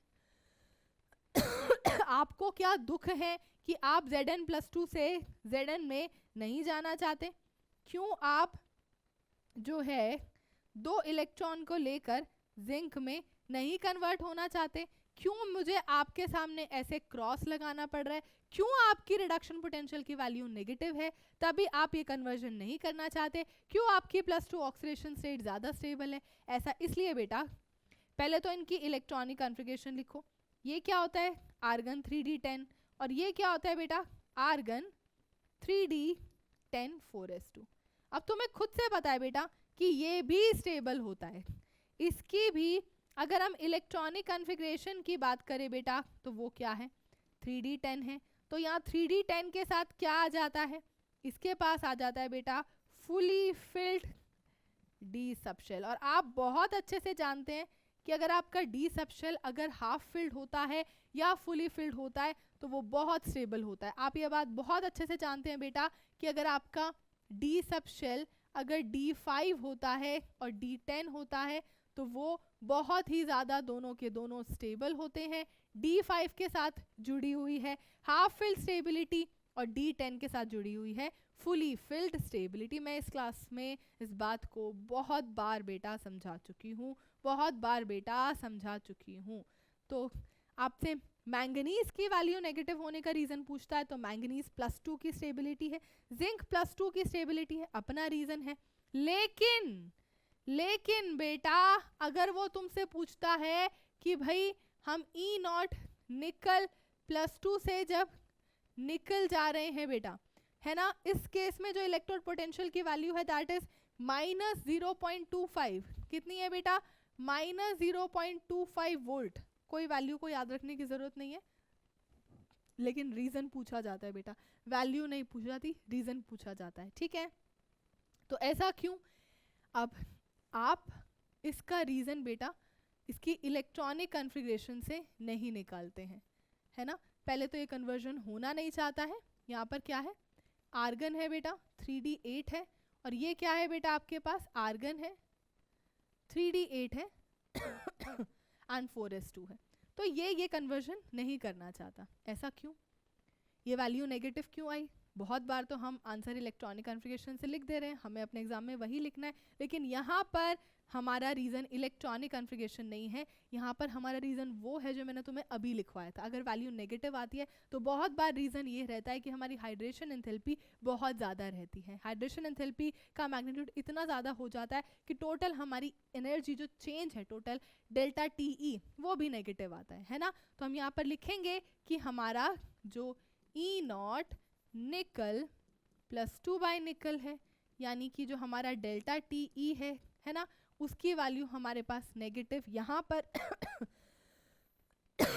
इसलिए आ रही है बेटा क्योंकि यहाँ पर enthalpy of hydration, enthalpy of hydration बेटा, एंथैल्पी ऑफ हाइड्रेशन यानी कि डेल्टा हाइड्रेशन H हम यहाँ पर लिखेंगे इज हाईली नेगेटिव। ये वैल्यू इतनी ज़्यादा नेगेटिव है कि आपकी इस प्रोसेस में निकल +2 से निकल जाने वाली प्रोसेस में जो टोटल एंथैल्पी चेंज आना चाहिए वो नेगेटिव आ रहा है। ये नेगेटिव तभी आता है, ये नेगेटिव तभी आता है, ज़्यादातर ये नेगेटिव तभी आता है जब आपकी हाइड्रेशन एंथैल्पी बहुत ही ज़्यादा हाई हो, हाईली नेगेटिव हो, और हाईली नेगेटिव हो, है ना। जो आप लिखना चाहें लिख सकते हैं। ये नेगेटिव तो है ही बेटा, आप जानते हैं वो रिलीज हो रही है तो नेगेटिव तो है ही, करेक्ट, बिल्कुल मैम, ओके। तो यहाँ तक आपने बहुत ज़्यादा इम्पॉर्टेंट कुछ क्वेश्चंस को मेरे साथ कवर कर लिया। जो रीज़न लिखवा रही हूँ बेटा वही का वही आपका होना चाहिए, ना इधर से उधर ना उधर से इधर।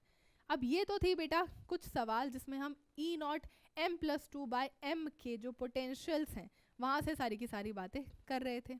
अब आपसे अगले कुछ सवाल जो हैं आपसे बेटा, अब अगले कुछ सवाल जो हैं वो E0 m+3 से m+2 जाने के पोटेंशियल्स पे भी की जाएगी। यानी कि ये आपसे जो प्रोसेस है वो किस बारे में बात कर रहा है, अगर आपके पास कोई एलिमेंट है m+3, आपने उसको एक इलेक्ट्रॉन देकर m+2 में कन्वर्ट कर दिया, है ना, तो इस प्रोसेस के दौरान, है ना, ये आपका क्या होगा बेटा, SRP होगा, यानी कि स्टैंडर्ड रिडक्शन पोटेंशियल होगा।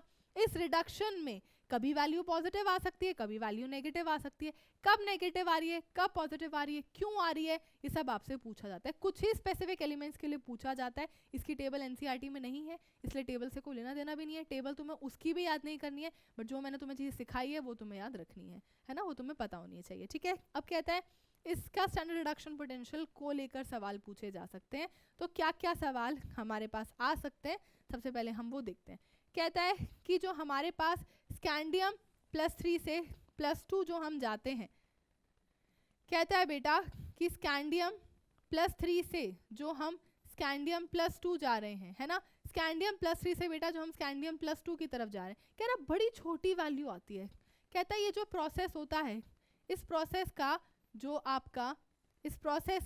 जो आपका E0 स्कैंडियम +3 से स्कैंडियम +2 जाने की जो वैल्यू है बेटा, अब मुझे वैल्यू ना तो याद रखनी है ना आपको याद करवानी, क्योंकि वो पूछी नहीं जाती है। ये वैल्यू बहुत ही लो है। ऐसा क्यों होता है? इस बात का मतलब है बेटा कि ये कन्वर्जन ये नहीं करना चाहता, ये कन्वर्जन ये नहीं होने देना चाहता, तभी ये वैल्यू बहुत कम है। जैसे मैंने तुम्हें क्या बोला था, अगर दो का हम कंपैरिजन करें, किसी का रिडक्शन पोटेंशियल कम है, किसी का रिडक्शन पोटेंशियल ज़्यादा है, जिसका ज़्यादा है वो ज़्यादा रिडक्शन करना चाहता है, जिसका कम है वो कंपेरेटिवली कम करना चाहता है। वो खुद से कह रहा है कि इसकी वैल्यू बहुत लो है। इस बात का मतलब है बेटा कि वो इस कन्वर्जन को करना नहीं चाहता। इसका मतलब है बेटा कि आपका स्कैंडियम +3 जो है वो हिसाब से मोर स्टेबल होना चाहिए, और ये आपका होना चाहिए बेटा लेस स्टेबल। अब ऐसा क्यों? ये क्यों मोर स्टेबल है? तुम्हें पता है कि स्कैंडियम +3 की इलेक्ट्रॉनिक कॉन्फ़िगरेशन होती है बेटा आर्गन, है ना, 3d0 4s0। ये होता है बेटा आपके पास scandium +2, that is argon 3d1 4s0। ये इनकी इलेक्ट्रॉनिक कॉन्फ़िगरेशंस होती है। अब आपको पता है बेटा कि इलेक्ट्रॉनिक कॉन्फ़िगरेशन तो नोबल गैस इलेक्ट्रॉनिक कॉन्फ़िगरेशन है ना, आपके पास तो सिर्फ और सिर्फ आर्गन ही लेफ्ट है, और आर्गन आपके पास नोबल गैस ही तो होता है। आर्गन आपके पास क्या होता है बेटा? नोबल गैस ही तो होता है। तो ये चीज का आपको ध्यान रखना है। तो noble gas is more stable, it does not want to convert itself into some other ion or anything। ठीक है, ध्यान रहे बेटा। तो मैं साइड में हट गई हूँ, आप लिख सकते हैं। मैं साइड में हट गई हूँ बेटा, आप लिख सकते हैं। यहाँ पे आर्गन आएगा। चलते हैं बेटा आगे, लेट्स मूव फॉरवर्ड। अब नेक्स्ट आता है बेटा आपके पास, कहता है कि क्यों ये जो आपके पास मैंगनीज +3 से मैंगनीज +2 जाने वाली जो आपके पास वैल्यू है, ये पॉजिटिव क्यों आती है ना, ये रिडक्शन आपका पॉजिटिव क्यों है, यानी कि ये रिडक्शन क्यों होना चाहता है, ये वैल्यू नेगेटिव क्यों है, ये आपका क्यों नहीं होना चाहता। पॉजिटिव का मतलब होना चाहता है, नेगेटिव का मतलब नहीं होना चाहता है, यही बात है। ठीक है, अब इसको समझो। सबसे पहले तो बेटा ये कहना चाहता है कि आप Mn+3 से जब एक इलेक्ट्रॉन को लेकर कन्वर्ट होते हैं Mn+2 में, तो आपसे सबसे पहले बोल रहा है कि हाँ भाई ये प्रोसेस तो होना चाहती है। मैंने टिक कर दिया है, यानी कि होना चाहती है। इलेक्ट्रॉनिक कॉन्फ़िगरेशन लिखो, क्या होता है बेटा? आर्गन 3d4 4s0, और ये क्या होता है बेटा? ये होता है आर्गन 3d5। क्या मुझे बताने की ज़रूरत है कि यहाँ पर ऐसा क्यों होना चाहता है? तुम खुद जानते हो बेटा कि मैंगनीज में जब हमने ऐसा किया तो हमें क्या मिल गई? हमें मिल गई 3d5 की एक्स्ट्रा स्टेबिलिटी 3d5 की बेटा एक्स्ट्रा स्टेबिलिटी। और वो क्यों है? क्योंकि हाफ फिल्ड बेटा डी सबशेल है, हाफ फिल्ड बेटा डी सबशेल है। ऐसा इसलिए हुआ, ऐसा बेटा इसलिए हुआ, है ना। अब क्या होता है एक और चीज मैं यहाँ पर मेंशन करना चाहूंगी। अब देखो बेटा, अगर ये इसमें कन्वर्ट होना चाहता है, मैंगनीज +3 से मैंगनीज +2 होना चाहता है, यानी कि मैंगनीज +3 जो है अपने आप को रिड्यूस करना चाहता है ना, तो वो बहुत अच्छा क्या कहलाएगा? Oxidising agent. हम यहाँ पर ये भी लिख सकते हैं बेटा कि Mn+3 एक बहुत ही अच्छा क्या कहलाएगा? ऑक्सीडाइजिंग एजेंट कहलाएगा, क्योंकि वो अपना सेल्फ रिडक्शन, क्योंकि बेटा वो अपना सेल्फ रिडक्शन करना चाहता है, क्योंकि बेटा वो अपना क्या करना चाहता है, सेल्फ रिडक्शन करना चाहता है। आई होप किसी भी बच्चे को इस चीज़ में कोई भी डाउट नहीं होना चाहिए, है ना। अब अगली चीज़ पे आते हैं बेटा। अब कहता है कि क्रोमियम+3 से क्रोमियम+2 जा रहे हैं, तो ये प्रोसेस ये नहीं होने देना चाहता, तभी ये जो आपका वैल्यू है ये नेगेटिव है। मतलब क्या है, पहले वो बता देती हूँ। कह रहा है बेटा कि जब अपन क्रोमियम+3 से एक इलेक्ट्रॉन उसको देकर क्रोमियम+2 में कन्वर्ट करते हैं, तो ये प्रोसेस वो नहीं होने देना चाहता, तभी वैल्यू आपकी नेगेटिव है। क्रोमियम+3 की इलेक्ट्रॉनिक कन्फिगरेशन क्या होती है बेटा, आर्गन 3d3 होती है बेटा, और इसकी क्या होती है, आर्गन 3d4 होती है ना बेटा। क्रोमियम की इलेक्ट्रॉनिक कन्फिगरेशन तो आप जानते हैं ना क्या होती है, आर्गन 3d5 4s1 बेटा, ये होता है आपका क्रोमियम। उसमें से 2 इलेक्ट्रॉन को निकाल दो तो आप 3d4 बचोगे, 3 को निकाल दोगे तो 3d3 बचोगे। यानी कि ये कहना चाहता है बेटा, यानी कि ये कहना चाहता है कि इसके लिए ये ज़्यादा स्टेबल है और ये चीज़ इसके लिए अनस्टेबल है, तभी तो ये कन्वर्जन ऐसा नहीं करना चाह रहा, स्टेबल से अनस्टेबल पोजीशन में क्यों जाना चाहेगा, तभी ये वैल्यू क्या है, नेगेटिव है। तो अब आपको मैं एक चीज़ बहुत अच्छे से बता देती हूँ, कि आपके पास D5, D10 और आज से सीख लो कि D3, ये तीनों की तीनों जो electronic configuration of D subshell, electronic configuration of बेटा जो डी सबशेल होती हैं, आज से सीख लो कि वो स्टेबल होती हैं, आज से सीख लो बेटा कि वो स्टेबल होती हैं। अब क्यों होती है, तुम्हें D5 पता है, तुम्हें D10 पता है ना, सिमेट्री होती है उसमें, मैंने बताया था क्लास में बहुत बार बताया। D3 भी स्टेबल होता है, लेकिन ये चीज़ को मैं अभी बिल्कुल भी कुछ नहीं बताऊंगी, क्योंकि एक बहुत बड़ा कॉन्सेप्ट है जिसे हम कोऑर्डिनेशन कंपाउंड्स में पढ़ेंगे, क्रिस्टल फील्ड थ्योरी में, जहाँ पर हमें T2G EG कुछ शब्द आएंगे, उनके कंसेप्ट से समझना है। तो अभी के लिए मैं बस इतना लिख रही हूँ बेटा कि D3 इलेक्ट्रॉनिक कॉन्फ़िगरेशन भी आपको पता होनी चाहिए कि स्टेबल होती है बेटा, स्टेबल होती है, ठीक है। तो ध्यान रहे, D3 इलेक्ट्रॉनिक कॉन्फ़िगरेशन स्टेबल है, तो फिर वो D3 से आगे क्यों जाना चाहेगा, है ना। वो अपना D5 में जाके स्टेबल हो गया, ये D3 में स्टेबल है, तो ये क्यों फिर किसी और में कन्वर्ट होगा, बात समझ में आती है, परफेक्ट। अब बेटा क्रोमियम+3 तो कोई रिडक्शन करना चाहता है नहीं, है ना, ये तो आपका कोई रिडक्शन करना चाहता है नहीं। अब एक बात बेटा मैं यहाँ पर लिखूंगी कि अगर ये वैल्यू नेगेटिव है बेटा, तो अगर आप क्रोमियम+2 से क्रोमियम+3 जाएंगे ना, तो ये वैल्यू अभी की अभी बन जाएगी 0.41 वोल्ट। क्या बन जाएगी बेटा, 0.41 वोल्ट। इसका मतलब है कि क्रोमियम+2 का कन्वर्जन क्रोमियम+3 में होना चाहता है बेटा, इसका मतलब कि ये कन्वर्जन तो होना चाहता है, इसका मतलब है बेटा कि ये अनस्टेबल है, ये स्टेबल है ना। इसका मतलब है बेटा क्रोमियम+2 क्या होना चाहता है, ऑक्सीडाइज होना चाहता है। इसका मतलब क्या है कि आपका जो क्रोमियम+2 है वो बहुत ही अच्छा रेड्यूसिंग एजेंट कहलाता है, क्योंकि वो खुद को ऑक्सीडाइज करके दूसरों को रिड्यूस कर सकता है, खुद को ऑक्सीडाइज करके D3 इलेक्ट्रॉनिक कॉन्फ़िगरेशन में आ सकता है, जो कि इलेक्ट्रॉनिक कॉन्फ़िगरेशन बहुत ज़्यादा स्टेबल है। अब तुम्हें इस पेज पर से मुझे तुमसे कोई डाउट नहीं चाहिए, ये पेज इम्पॉर्टेंट है, मैं यहाँ पर स्टार लगा दे रही हूँ, हर चीज़ ब्लैक बोर्ड पर मैंने बहुत अच्छे से लिख दी है, कोई भी डाउट मुझे इस पेज में इस क्लास के किसी भी बच्चे से नहीं चाहिए।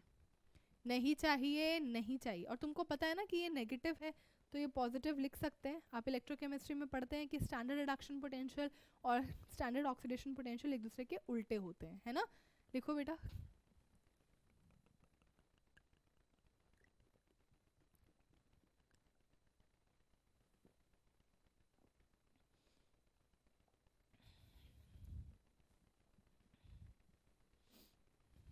लिखो।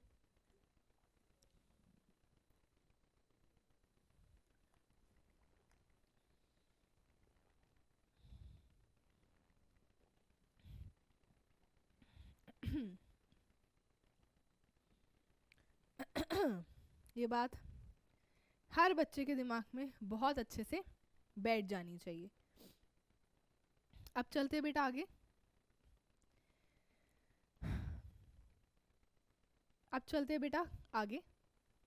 अगला सवाल आता है, why oxidation state of manganese and cobalt, why oxidation state, question I think incomplete है, वाई +3 ऑक्सीडेशन स्टेट ऑफ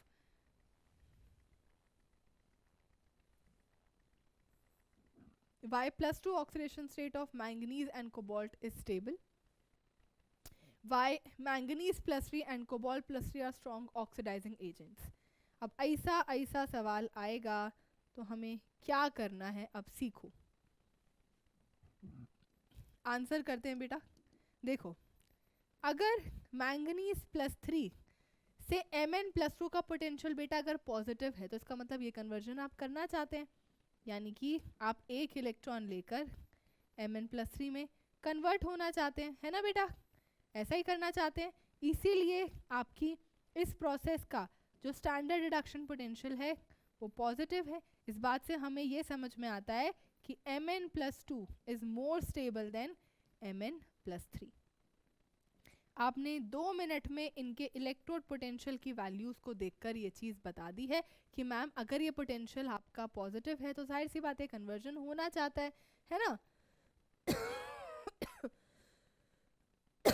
ये कन्वर्जन होना चाहता है। आई थिंक किसी भी बच्चे को इस वैल्यू से जो मैं कैसे पहुंची stability of the oxidation state पे, वो हर बच्चे को क्लियर होना चाहिए। सिमिलरली बेटा, जब आप कोबाल्ट +3 हैं और अगर आप एक इलेक्ट्रॉन ले लेंगे तो आप कोबाल्ट +2 में कन्वर्ट हो जाएंगे बेटा। किस में कन्वर्ट? कोबाल्ट +2 में। इस प्रोसेस का भी जो स्टैंडर्ड रिडक्शन पोटेंशियल है वो पॉजिटिव है। इस बात का मतलब है ये कन्वर्जन होना चाहता है। इसका मतलब है बेटा कि कोबाल्ट +2 कोबाल्ट +3 से ज़्यादा स्टेबल है ना बेटा? ज़्यादा स्टेबल है, ध्यान रहे। ये हम इसके लिए भी डिफाइन कर रहे हैं, ये हम इसके लिए भी डिफाइन कर रहे हैं। ये बात हम सिर्फ और सिर्फ इसकी electrode potential, standard reduction potential की वैल्यू से सीखे हैं और जाने हैं। ठीक है, अब कहता है why manganese +3 and cobalt +3 are strong oxidising agent. ये स्ट्रॉन्ग ऑक्सीडाइजिंग एजेंट का मतलब क्या है कि ये लोग जो हैं रिस्पेक्टिवली दूसरों को ऑक्सीडाइज क्यों करना चाहते हैं, ये बहुत अच्छे ऑक्सीडाइजिंग एजेंट्स क्यों हैं? जाहिर सी बात है यार, जाहिर सी बात है कि यार Mn+3 अपना क्या करना चाहता है? अपना रिडक्शन करना चाहता है। तो जाहिर सी बात है कि Mn+3 क्या होगा? बहुत ही अच्छा क्या होगा? ऑक्सीडाइजिंग एजेंट होगा। अगर वो अपना रिडक्शन करना चाहता है तो जाहिर सी बात है वो बहुत ही अच्छा ऑक्सीडाइजिंग एजेंट होगा। तो सिमिलरली बेटा यहाँ पर भी जो आपका कोबाल्ट +3 है वो भी क्या करना चाहता है? रिडक्शन करना चाहता है। यानी कि जो आपका कोबाल्ट +3 है वो बहुत ही अच्छा, वो भी क्या कहलाएगा बेटा? बहुत ही अच्छा ऑक्सीडाइजिंग एजेंट, क्योंकि वो दूसरों का ऑक्सीडेशन करेगा और खुद का रिडक्शन करेगा। ऐसे ऐसे सवाल बेटा आपसे पूछे जा सकते हैं और वो आपके सामने स्टैंडर्ड इलेक्ट्रोड पोटेंशियल की वैल्यू से आप बहुत प्यार से सेटिस्फाई कर सकते हैं। ठीक है बेटा, अब आते हैं इस पर। कहता है कि क्यों टाइटेनियम +2, वेनेडियम +2 एंड क्रोमियम +2 बहुत ही ज़्यादा स्ट्रॉन्ग रिड्यूसिंग एजेंट होते हैं। अब रिड्यूसिंग एजेंट ये होते हैं, इस बात का पहले तो मतलब सीख लो। इस बात का मतलब है कि ये दूसरों का रिडक्शन करेंगे, खुद का ऑक्सीडेशन करेंगे। टाइटेनियम +2 इसका मतलब ऑक्सीडेशन करना चाहता है। सिमिलरली वेनेडियम +2 भी ऑक्सीडेशन करना चाहता है अपना। और ये कौन है? क्रोमियम +2, ये भी बेटा अपना क्या करना चाहता है? ऑक्सीडेशन करना चाहता है। ये तीनों के तीनों अपना ऑक्सीडेशन करना चाहते हैं, तभी जो है बहुत ही अच्छे रिड्यूसिंग एजेंट्स हैं। हमें कैसे पता चल रहा है? इनकी इलेक्ट्रोड पोटेंशियल की वैल्यू से। टाइटेनियम +3 से +2 की वैल्यू नेगेटिव होती है। इस बात का मतलब क्या है कि अगर हम लिखेंगे E0 टाइटेनियम +2 से टाइटेनियम +3 तो बेटा वो तो फिर पॉजिटिव हो जाएगी, है ना? इसका मतलब है कि टाइटेनियम +2 कन्वर्ट होना चाहता है किस में? टाइटेनियम +3 में with the removal of 1 electron, ऐसा तभी पॉसिबल है ना। इसका मतलब क्या है, titanium +2 wants to get oxidise, इसका मतलब क्या है बेटा, टाइटेनियम आपका +2 बहुत ही अच्छा रिड्यूसिंग एजेंट होगा। ये सब आपको इलेक्ट्रोड पोटेंशियल की वैल्यूज से पता चल रहा है। इसका मतलब क्या है बेटा कि आपका E0 क्रोमियम +2 से क्रोमियम +3 में जाना जो है फिजिबल होगा, क्योंकि वैल्यू पॉजिटिव हो जाएगी बेटा। इस बात का मतलब है कि क्रोमियम +2 से क्रोमियम +3 में बेटा जाना चाहता है। इस बात का ये मतलब है, इस बात का ये मतलब है। सिमिलरली आप वेनेडियम के लिए भी देख सकते हो, सिमिलरली बेटा वेनेडियम के लिए भी देख सकते हो, है ना। बिल्कुल मैम।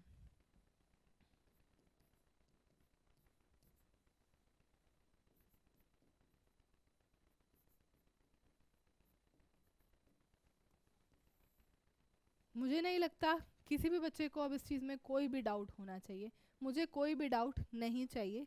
सब कुछ तुम्हारे सामने तुम्हारी इलेक्ट्रोड पोटेंशियल की वैल्यूज़ बता रही है। अगर ये नेगेटिव है तो इसका उल्टा पॉजिटिव, मतलब वो काम होना चाहता है। उसके हिसाब से हम डिसाइड कर सकते हैं कि वो क्या एजेंट आपसे पूछ रहा है।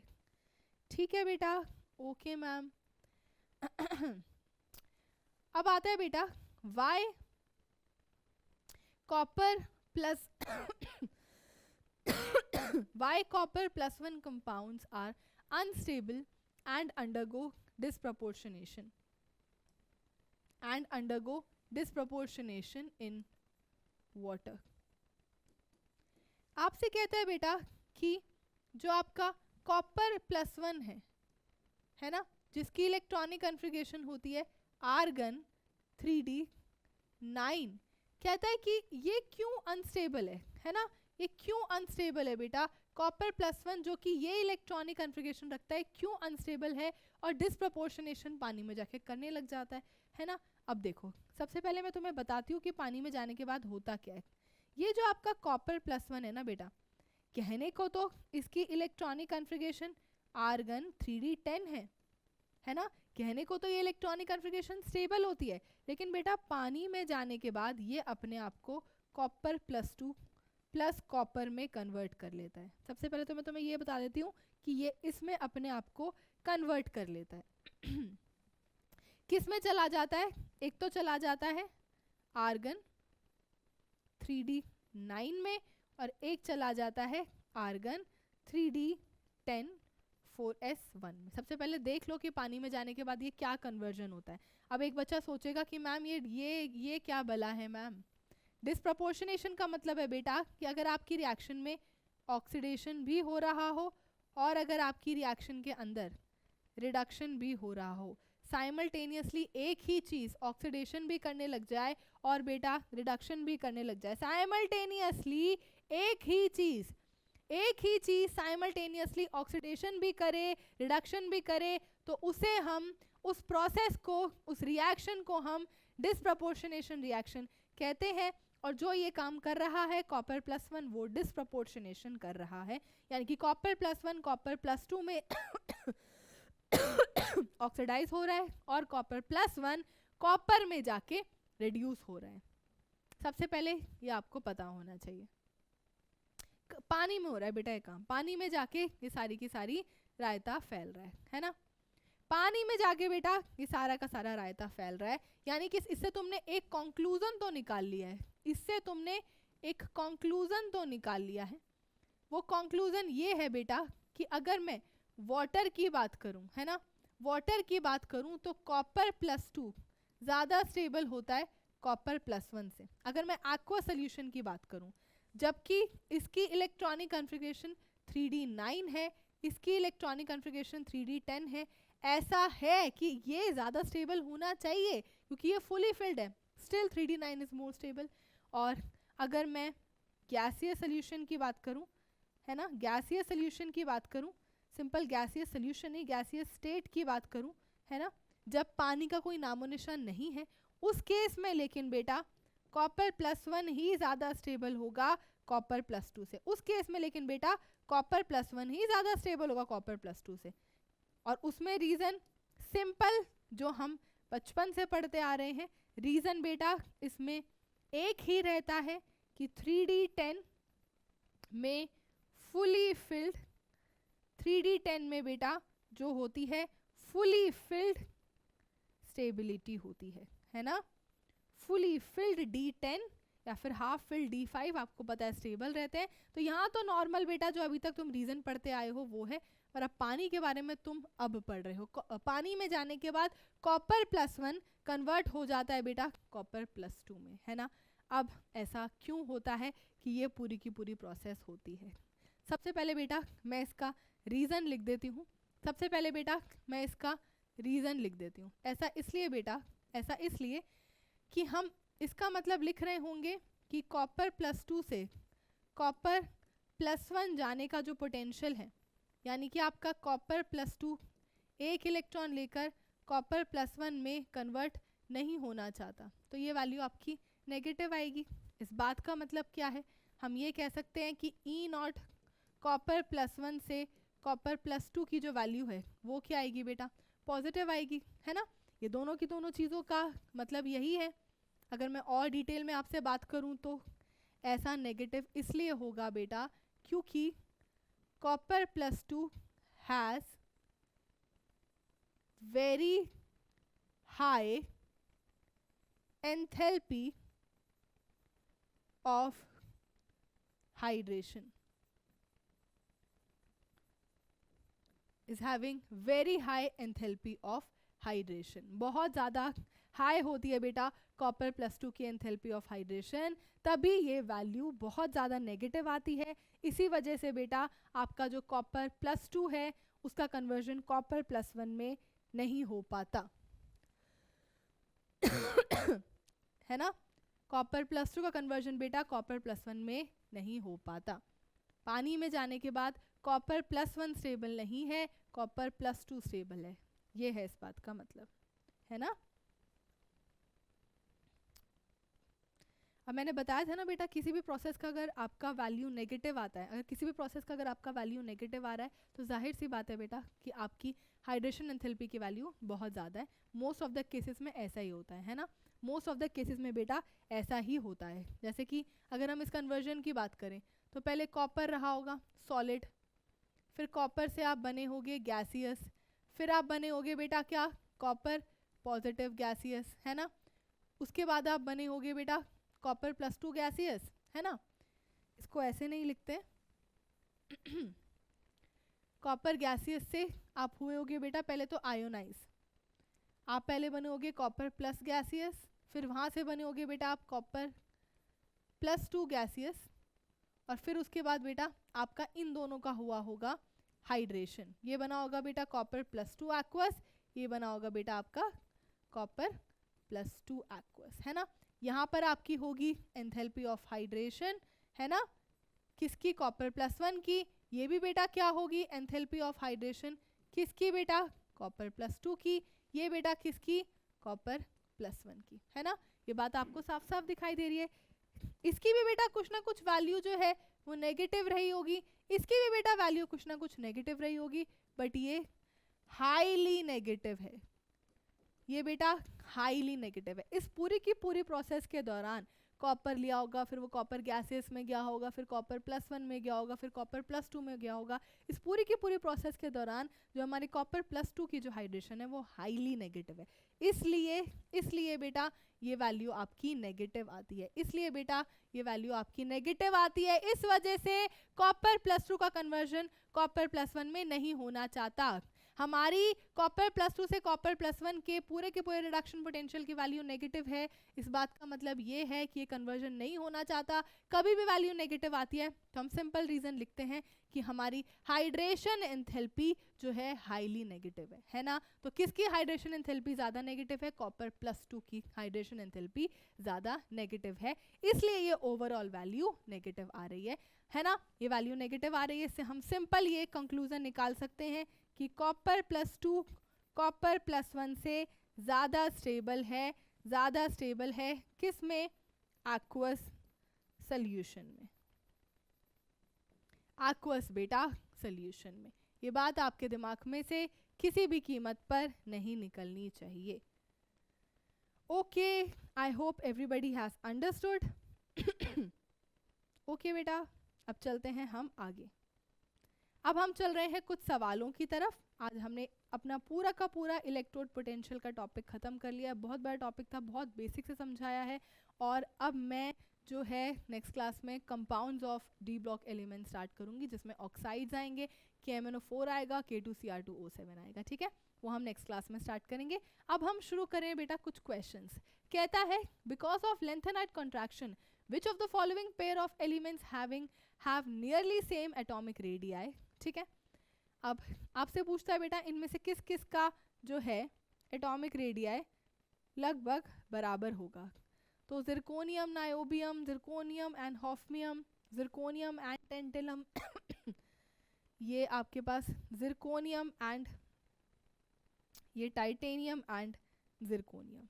तो आपको बताना है इनमें से किसका साइज बिल्कुल बराबर होता है. अब देखो बेटा, स्कैंडियम होता है ना, अट्रियम होता है, लेंथेनम होता है, titanium, vanadium, chromium, manganese, iron, cobalt, निकल, कॉपर एंड जिंक. बेटा ये आपके पास एलिमेंट्स है.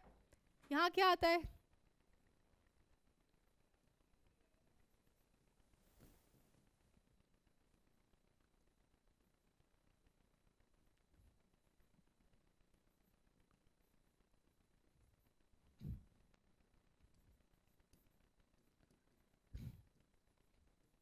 ये बेटा आपके एलिमेंट्स है.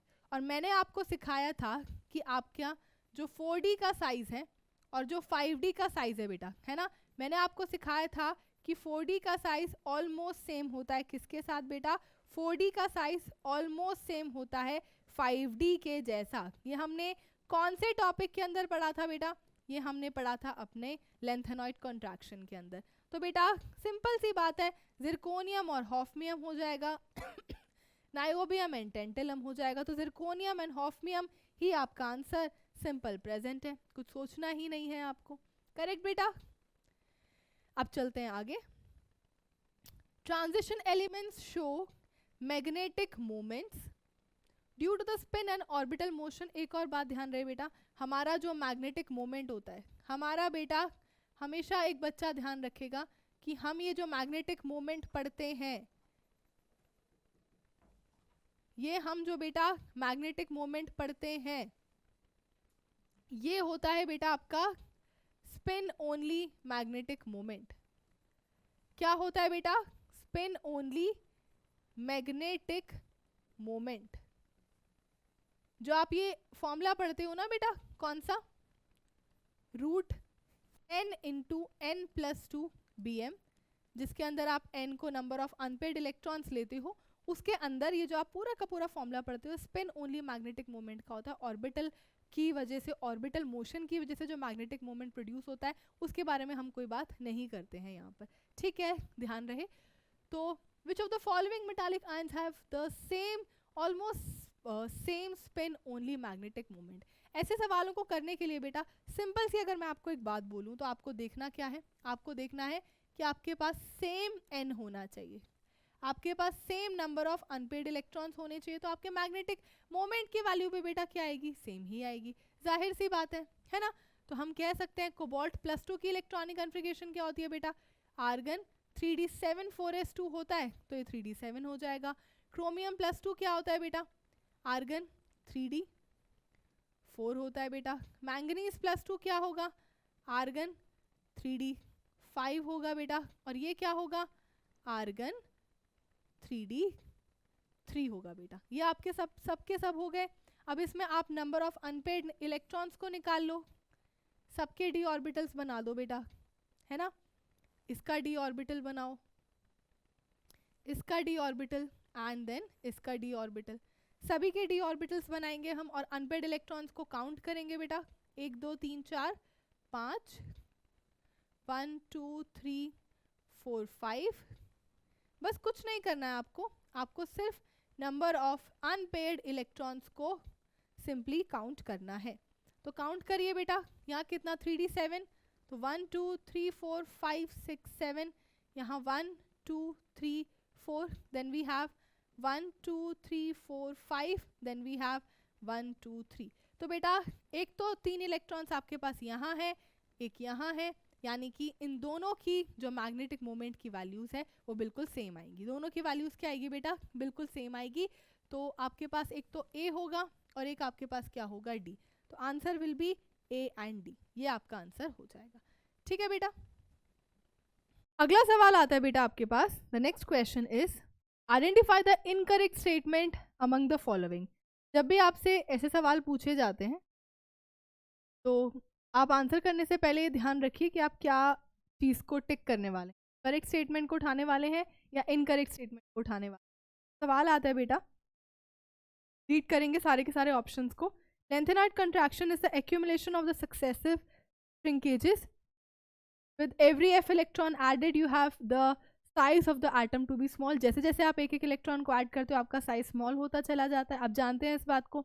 As a result of lanthanide contraction the properties of the 4D series of the transition elements have no similarities with the 5D series of elements। और ये स्टेटमेंट बिल्कुल गलत है। मैं आपको बहुत बार बता चुकी हूँ कि ड्यू टू लेंथेनाइड कंट्रैक्शन बेटा, due to lanthanoid, due to बेटा लेंथेनॉइड कंट्रैक्शन, लेंथेनॉइड कंट्रैक्शन की वजह से आपकी जो 4D होता है और जो आपका 5D होता है उसकी प्रॉपर्टीज में बहुत सिमिलैरिटीज होती है। करेक्ट। नेक्स्ट आता है shielding power of 4f electron is quite weak. जी नहीं, ये गलत है। अगर हम सिग्मा की बात करें तो उसका ऑर्डर होता है बेटा S P D and F। सबसे कम होती है हमारे पास शील्डिंग पावर किसकी? F subshell. फिर कहता है बेटा, अच्छा ये आपसे वीक ही तो कह रहा है, मुझे लगा स्ट्रॉन्ग। तो आपका स्टेटमेंट सही है बेटा, बिल्कुल सही है, कोई प्रॉब्लम नहीं है इसमें। और फिर कहता है बेटा there is a decrease in the radii of the atoms और ions as one proceeds from lanthanum to lutetium. देखो बेटा, जब आप लेंथेनम के बाद आपके पास 14 एलिमेंट्स आते हैं, है ना, फिर आप हॉफमियम पे जाते हो, फिर आप टेंटेलम पे जाते हो, है ना, ये आपका कौन सा होता है? ये आपका ग्रुप नंबर 3 होता है। और इसी के 14 एलिमेंट्स होते हैं बेटा सीरियम से ल्यूटेटियम। तो ये इनकी बात कर रहा है। तो ये आपसे ओवरऑल ही पूछ ले रहा है अब कि जब आप लेंथेनम से कंप्लीटली सीरियम से ल्यूटेटियम की तरफ जाते हैं तो आपका जो साइज होता है वो डिक्रीज होता है। तो नॉर्मल सी बात है बेटा, लेफ्ट टू राइट जाते हैं तो साइज तो वैसे भी डिक्रीज ही होता है। ये चीज़ मैं आपको पहले भी बता ही चुकी हूँ, है ना। ये स्टेटमेंट भी सही है, सिर्फ आपका सेकेंड ऑप्शन है जो कि गलत आएगा। हर चीज़ हम यहाँ पर डिस्कस अच्छे से कर चुके क्लास में। Which of the following pairs have the same size. बहुत बार आपको पता है ये आपका क्वेश्चन रिपीट हो रहा है, तो इसका मतलब आप इसकी इंपॉर्टेंस तो समझ ही गए होंगे बेटा। फिर से कह रही हूँ, स्कैंडियम होता है, अट्रियम होता है, लेंथेनम होता है, then we have titanium, zirconium and hafnium. तो सिर्फ इस ग्रुप को छोड़ के हमारे पास यहाँ से लेकर जो अपना ग्रुप होता है जिंक, कैडमियम, मर्क्यूरी, ये पूरे के पूरे एलिमेंट्स जो होते हैं इसमें इनकी प्रॉपर्टीज़ में बेटा बहुत सिमिलैरिटीज़ होती हैं। सिमिलैरिटीज़ होती हैं बेटा, सिमिलैरिटीज़ होती हैं। हम यहाँ पर इस वक्त सिमिलैरिटी इन साइज की बात कर रहे हैं। हम इस वक्त बेटा सिमिलैरिटी इन साइज की बात कर रहे हैं। 4D के एलिमेंट्स का साइज ऑलमोस्ट 5D के एलिमेंट्स के जैसा होता है। ये मैं आपसे लेक्चर नंबर 3 में बहुत अच्छे से डिस्कस सब चीज़ें कर चुकी हूँ। तो आंसर आएगा बेटा आपके पास zirconium and hafnium have almost similar sizes. ठीक है। नेक्स्ट आता है बेटा मैग्नेटिक मोमेंट ऑफ 2.84 BM। तुम्हें खुद से समझ में आ रहा होगा, अगर ये 2.84 BM की बात कर रहा है तो इसका मतलब N2 ही होगा, है ना। N क्या होगा बेटा? 2 होगा। यानी कि जो तुम्हारे पास नंबर ऑफ अनपेयर्ड इलेक्ट्रॉन्स होंगे, है ना, वो कितने होंगे बेटा? वो 2 ही होंगे, कि आपका पहला सिग्निफिकेंट फिगर 2 है तो 2.84 है, तो आपके नंबर ऑफ अनपेयर्ड इलेक्ट्रॉन्स आपको 2 ही ध्यान रखने। तो टाइटेनियम +3 उठाओ बेटा। टाइटेनियम की इलेक्ट्रॉनिक कॉन्फ़िगरेशन क्या होती है? Argon 3D2, scandium, titanium, vanadium. तो 3D2 4s2 होता है बेटा। और जब आप इसमें टाइटेनियम +3 की बात करते हैं, जब इसमें आप टाइटेनियम +3 की बात करते हैं तो आप 3 इलेक्ट्रॉन्स को निकाल लीजिए तो आप बन जाएंगे आर्गन 3 1। यानी कि आपके पास सिर्फ एक ही अनपेड इलेक्ट्रॉन, तो ये तो आपका आंसर हो नहीं सकता। फिर आप जाइए बेटा क्रोमियम की इलेक्ट्रॉनिक कॉन्फ़िगरेशन पे, वो आएगी आर्गन 3d5 4s1। ये आपके पास बेटा आपकी क्रोमियम की इलेक्ट्रॉनिक कॉन्फ़िगरेशन होती है। अब आपसे बोल रहा है कि हमें तो क्रोमियम +2 निकाल के दिखाइए, तो आपके पास हो जाएगा बेटा आर्गन 3d4। ये आपका आंसर हो जाएगा, है ना। और इस केस में जो आपके पास नंबर ऑफ अनपेड इलेक्ट्रॉन्स आ रहे हैं दैट इज 1। यहाँ पर कितने आएंगे बेटा, नंबर ऑफ अनपेड इलेक्ट्रॉन। अब आता है बेटा कोबाल्ट। तो कोबाल्ट की इलेक्ट्रॉनिक कॉन्फ़िगरेशन होती है बेटा आपके पास आर्गन 3d7 4s2, करेक्ट। तो अब हम लिखेंगे बेटा कोबाल्ट +2, तो आपके पास आ जाएगा आर्गन 3d7। अब आप जब इसमें अनपेड इलेक्ट्रॉन्स को निकालेंगे ज़्यादातर बच्चे नंबर ऑफ अनपेड इलेक्ट्रॉन्स को निकालने में फंसते हैं, वो भी हम निकाल लेंगे। 3d7 है तो बेटा नंबर ऑफ अनपेड इलेक्ट्रॉन्स जो आपके पास रहेंगे 3 रहेंगे। निकल +2 भी मैं आपके सामने लिख देती हूँ, विच इज निकल होता है बेटा आर्गन 3d8 4s2। अगर आप निकल +2 निकालेंगे तो आपके पास आ जाएगा आर्गन 3d8 बेटा। इसके लिए भी हम अपना नंबर ऑफ इलेक्ट्रॉन्स को निकाल के देखेंगे, और नंबर ऑफ अनपेड इलेक्ट्रॉन्स बेटा यहाँ पर कितने आएंगे, बस 2 आ जाएंगे। आंसर तो बेटा आपका अपने आप ही निकल चुका है, विच इज निकल +2। ठीक है, अब हम देखते हैं कि किस में कितने कितने अनपेड इलेक्ट्रॉन्स प्रेजेंट है। ज़्यादातर बच्चों को ये निकालना आता ही है, इसमें कोई परेशानी किसी बच्चे को नहीं आती है, सभी बच्चों को ये आता ही होता है। अगर नहीं आता है तो उनके लिए वी आर ड्राइंग 1। यहाँ पर कितने बेटा 2 3 4, यहाँ कितने आएंगे 1 2 3 4 5 6 एंड 7 यहाँ आएगा बेटा 1 2 3 4 5 एंड बेटा 6 7 8। तो आपको हर केस में जितने जितने नंबर ऑफ अनपेड इलेक्ट्रॉन्स दिखाई दे रहे हैं आप अच्छे से देख सकते हैं। आंसर हो जाएगा बेटा आपको option number D, which is the nickel +2 having the unpaired electron as 2, correct बेटा। चलते हैं आगे। MnF7 is not stable but Mn2O7 is stable. MnF7 is not stable, है ना। क्यों नहीं होता MnF7, क्यों एग्जिस्ट नहीं करता,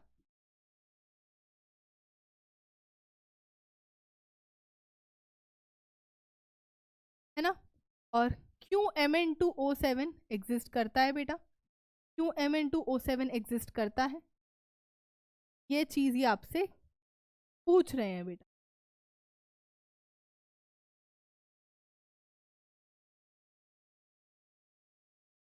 क्यों ये कंपाउंड एग्जिस्ट करता है, क्यों ये कंपाउंड एग्जिस्ट नहीं। तो मैंने बेटा आपको एक टॉपिक पढ़ाया था, मैंने आपको एक टॉपिक पढ़ाया था कि वाई ऑक्साइड्स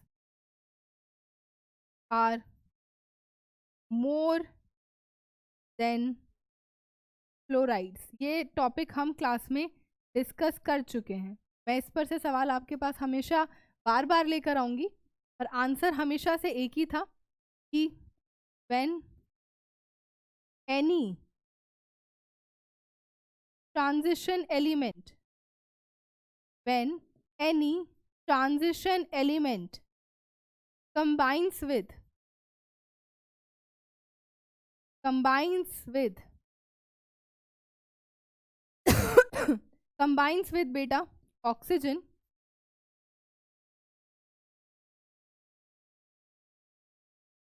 there is, मैं लिख रही हूँ कि आपको कैसे अपने सब्जेक्टिव में लिखना है, वैसे तो मैं आपको चीज लिखवा चुकी हूँ बट स्टिल एक बार लिख देती हूँ। बिकॉज देर इज बेटा लेस क्राउडिंग, है ना।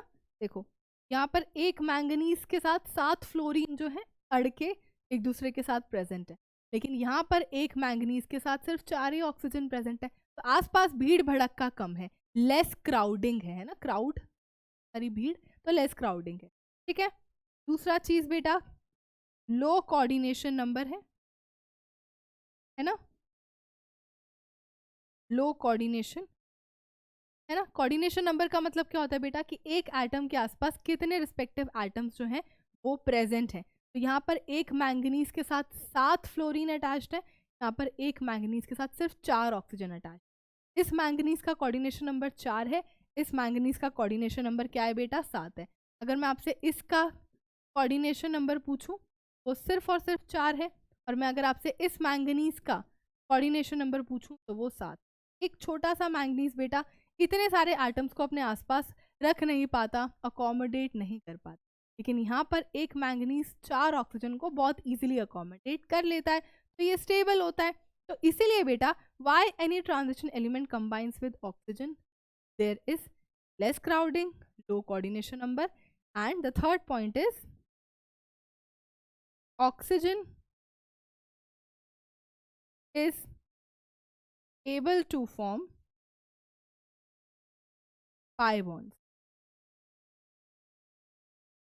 Oxygen is able to form बेटा pi bonds. तो ये 3 रीजन आपके पास प्रेजेंट होने चाहिए जब आपसे इस टाइप का सवाल पूछा जाता है। तो अगर ये तीनों रीजन आपकी कॉपी में उसको दिख जाते हैं तो वो आपको फुल मार्क्स देगा ही देगा। ठीक है बेटा, ध्यान रहे। अगला सवाल आता है gun metal is an alloy of. Gun metal बेटा एक काइंड का एलॉय होता है, तो ध्यान रहे कॉपर एंड टिन जो होते हैं बेटा वो ब्रॉन्ज के अंदर होते हैं, ध्यान रखना। और ये आपका होता है बेटा आपका गन मेटल। आपका जो आंसर रहेगा बेटा that is your respective option number 3। याद रखने की चीजें एलॉय मैंने आपको सिखाया है, ऑप्शन से मैं आपको क्वेश्चन के फॉर्म में पूछ रही हूँ कि आपसे क्या क्या पूछा जा सकता है the case of the alloy. Next आता है बेटा कि zinc and mercury do not show, zinc and mercury do not show any variable valency like d block elements because they are soft. No, their d subshells are complete, they have only 2 electrons in the outermost shell and their d subshells are incomplete. तो बेटा ये option आपका गलत रहेगा। देखो अब zinc की बात करते हो बेटा, आप कैडमियम की बात करते हो और मर्क्यूरी की बात करते हो, है ना। ये 3 आपके पास रिस्पेक्टिव एलिमेंट्स है। इसकी इलेक्ट्रॉनिक कन्फिगरेशन क्या होती है बेटा, आर्गन 3d10 4s2। ये क्या होता है बेटा आपका आर्गन, क्रिप्टन, और ये क्या होता है बेटा जेनॉन। ये होता है बेटा 4d10 5s2। ये होता है बेटा आपके पास 6d10 7s, है ना। ये होता है बेटा आपके पास 5d10 6s। ऐसे 3 आपके पास रिस्पेक्टिव एलिमेंट्स की ये बात कर रहा है, और ये तीनों के तीनों एलिमेंट्स जो प्रेजेंट है बेटा, ये तीनों के तीनों एलिमेंट्स जो आपके पास प्रेजेंट हैं ये लोग ग्रुप नंबर 12 का हिस्सा है। किसका हिस्सा है बेटा ग्रुप 12 का, जिसकी जनरल इलेक्ट्रॉनिक कॉन्फ़िगरेशन जो होती है वो होती है बेटा आर्गन n-1 d10 ns2। इस ग्रुप की जनरल इलेक्ट्रॉनिक कॉन्फ़िगरेशन भी आपको याद होनी चाहिए सबसे पहले। अब ऐसा क्यों हो रहा है बेटा कि वो वेरिएबल जो है नहीं शो कर पाते आपके जो है वैलेंसी, रीजन क्या है, they do not have incomplete D subshell. एक तो बेटा उनका डी सबशेल कंप्लीटली फिल्ड होता है ना। अब आप जिंक की जो ऑक्सीडेशन स्टेट देखते हो, है ना बेटा, जो जिंक की आप ऑक्सीडेशन स्टेट देखते हो, या तो बेटा जिंक 0 में एग्जिस्ट करता है या जिंक +2 में एग्जिस्ट करता है। +2 में जब एग्जिस्ट करता है तो वो सिर्फ और सिर्फ कौन से इलेक्ट्रॉन्स को पार्टिसिपेशन करवाता है, सिर्फ 4s के इलेक्ट्रॉन्स को। डी क्योंकि कंप्लीटली फिल्ड है तो डी जो है किसी भी आपकी बॉन्डिंग में पार्टिसिपेट नहीं कर पाता। ठीक है बेटा, तो रीजन मैंने आपको पूरा का पूरा समझा दिया है। क्या है बेटा, they D subshells are complete, they have only 2 electrons in the outermost subshell. तो बेटा उनका डी सबशेल कंप्लीटली फिल्ड होता है, वो आपका पार्टिसिपेट नहीं। देखो 4s तो बेटा हर किसी में ही है, आप चाहे स्कैंडियम में जाओ, टाइटेनियम, तो हम 4s के हिसाब से नहीं डिसाइड करते, हम डी के हिसाब से डिसाइड करते, ये आपको पता होना चाहिए। ठीक है बेटा।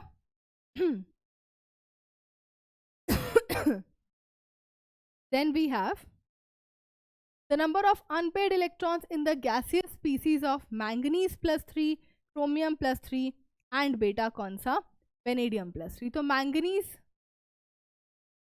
+3 की इलेक्ट्रॉनिक कन्फिग्रेशन क्या होती है बेटा? मैंगनीज +3 होता है आपके पास 3d4।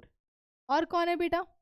क्रोमियम +3, तो उसकी इलेक्ट्रॉनिक कन्फिग्रेशन होती है बेटा आर्गन 3d3। और कौन है?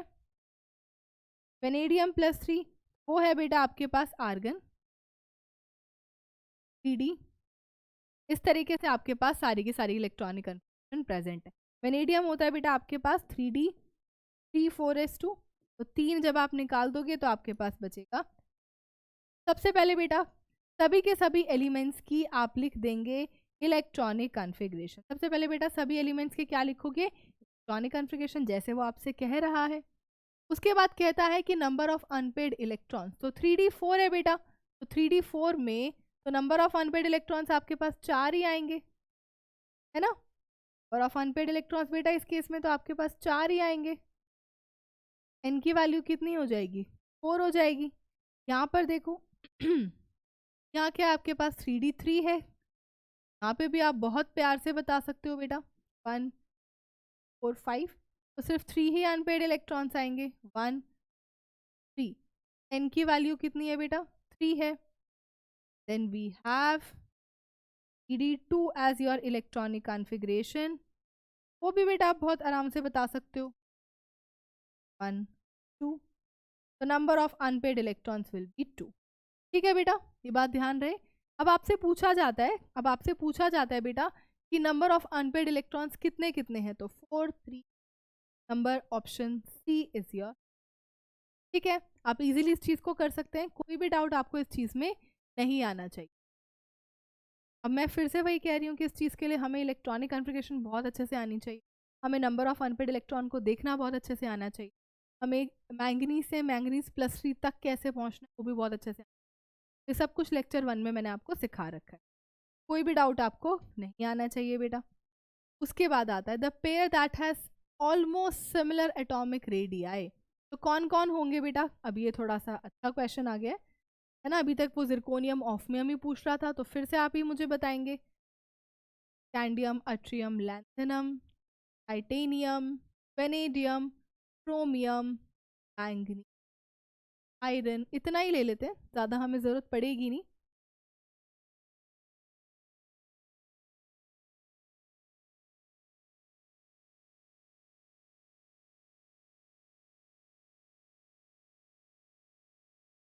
पहले बना लेते हैं बेटा।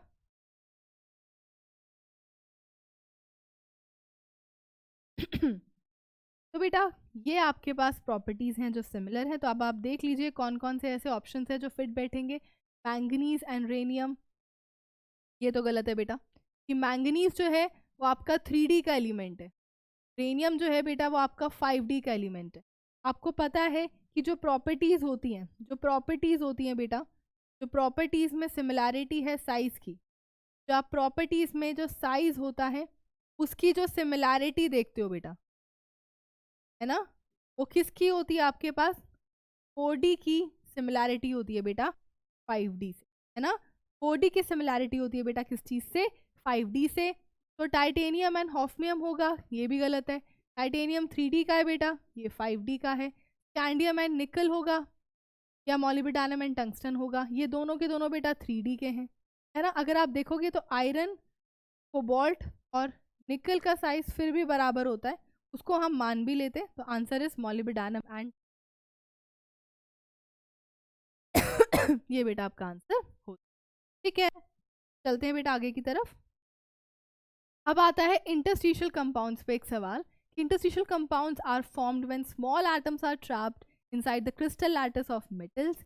If the following is not the characteristic property of interstitial, they have high melting points comparing to the pure metals, ये बिल्कुल सही है ना। दे आर वेरी हार्ड, ये भी हमने आज ही पढ़ा है बेटा क्लास में। They retain metallic conductivity, they are chemically very no, they are not, they are not reactive, ये तो हमने पढ़ा है आज। ठीक है बेटा, तो इसी के साथ ही हम ख़त्म करते हैं आज का लेक्चर। आज आपने बहुत सारी चीज़ों को सीखा है, बहुत सारी इंपॉर्टेंट चीज़ों को सीखा है। मैम का भी अब सर घूमने लग गया है, इतनी सारी चीज़ें मैम ने आपको सिखा दी हैं। ठीक है, तो इसी के साथ ही हम खत्म करते हैं बेटा आज का लेक्चर। सारे क्वेश्चंस को अच्छे से देख लेना और इलेक्ट्रोड पोटेंशियल का जो आपका कॉन्टेंट इसको बहुत अच्छे से कर। ठीक है बेटा, thank you so much for attending the lecture.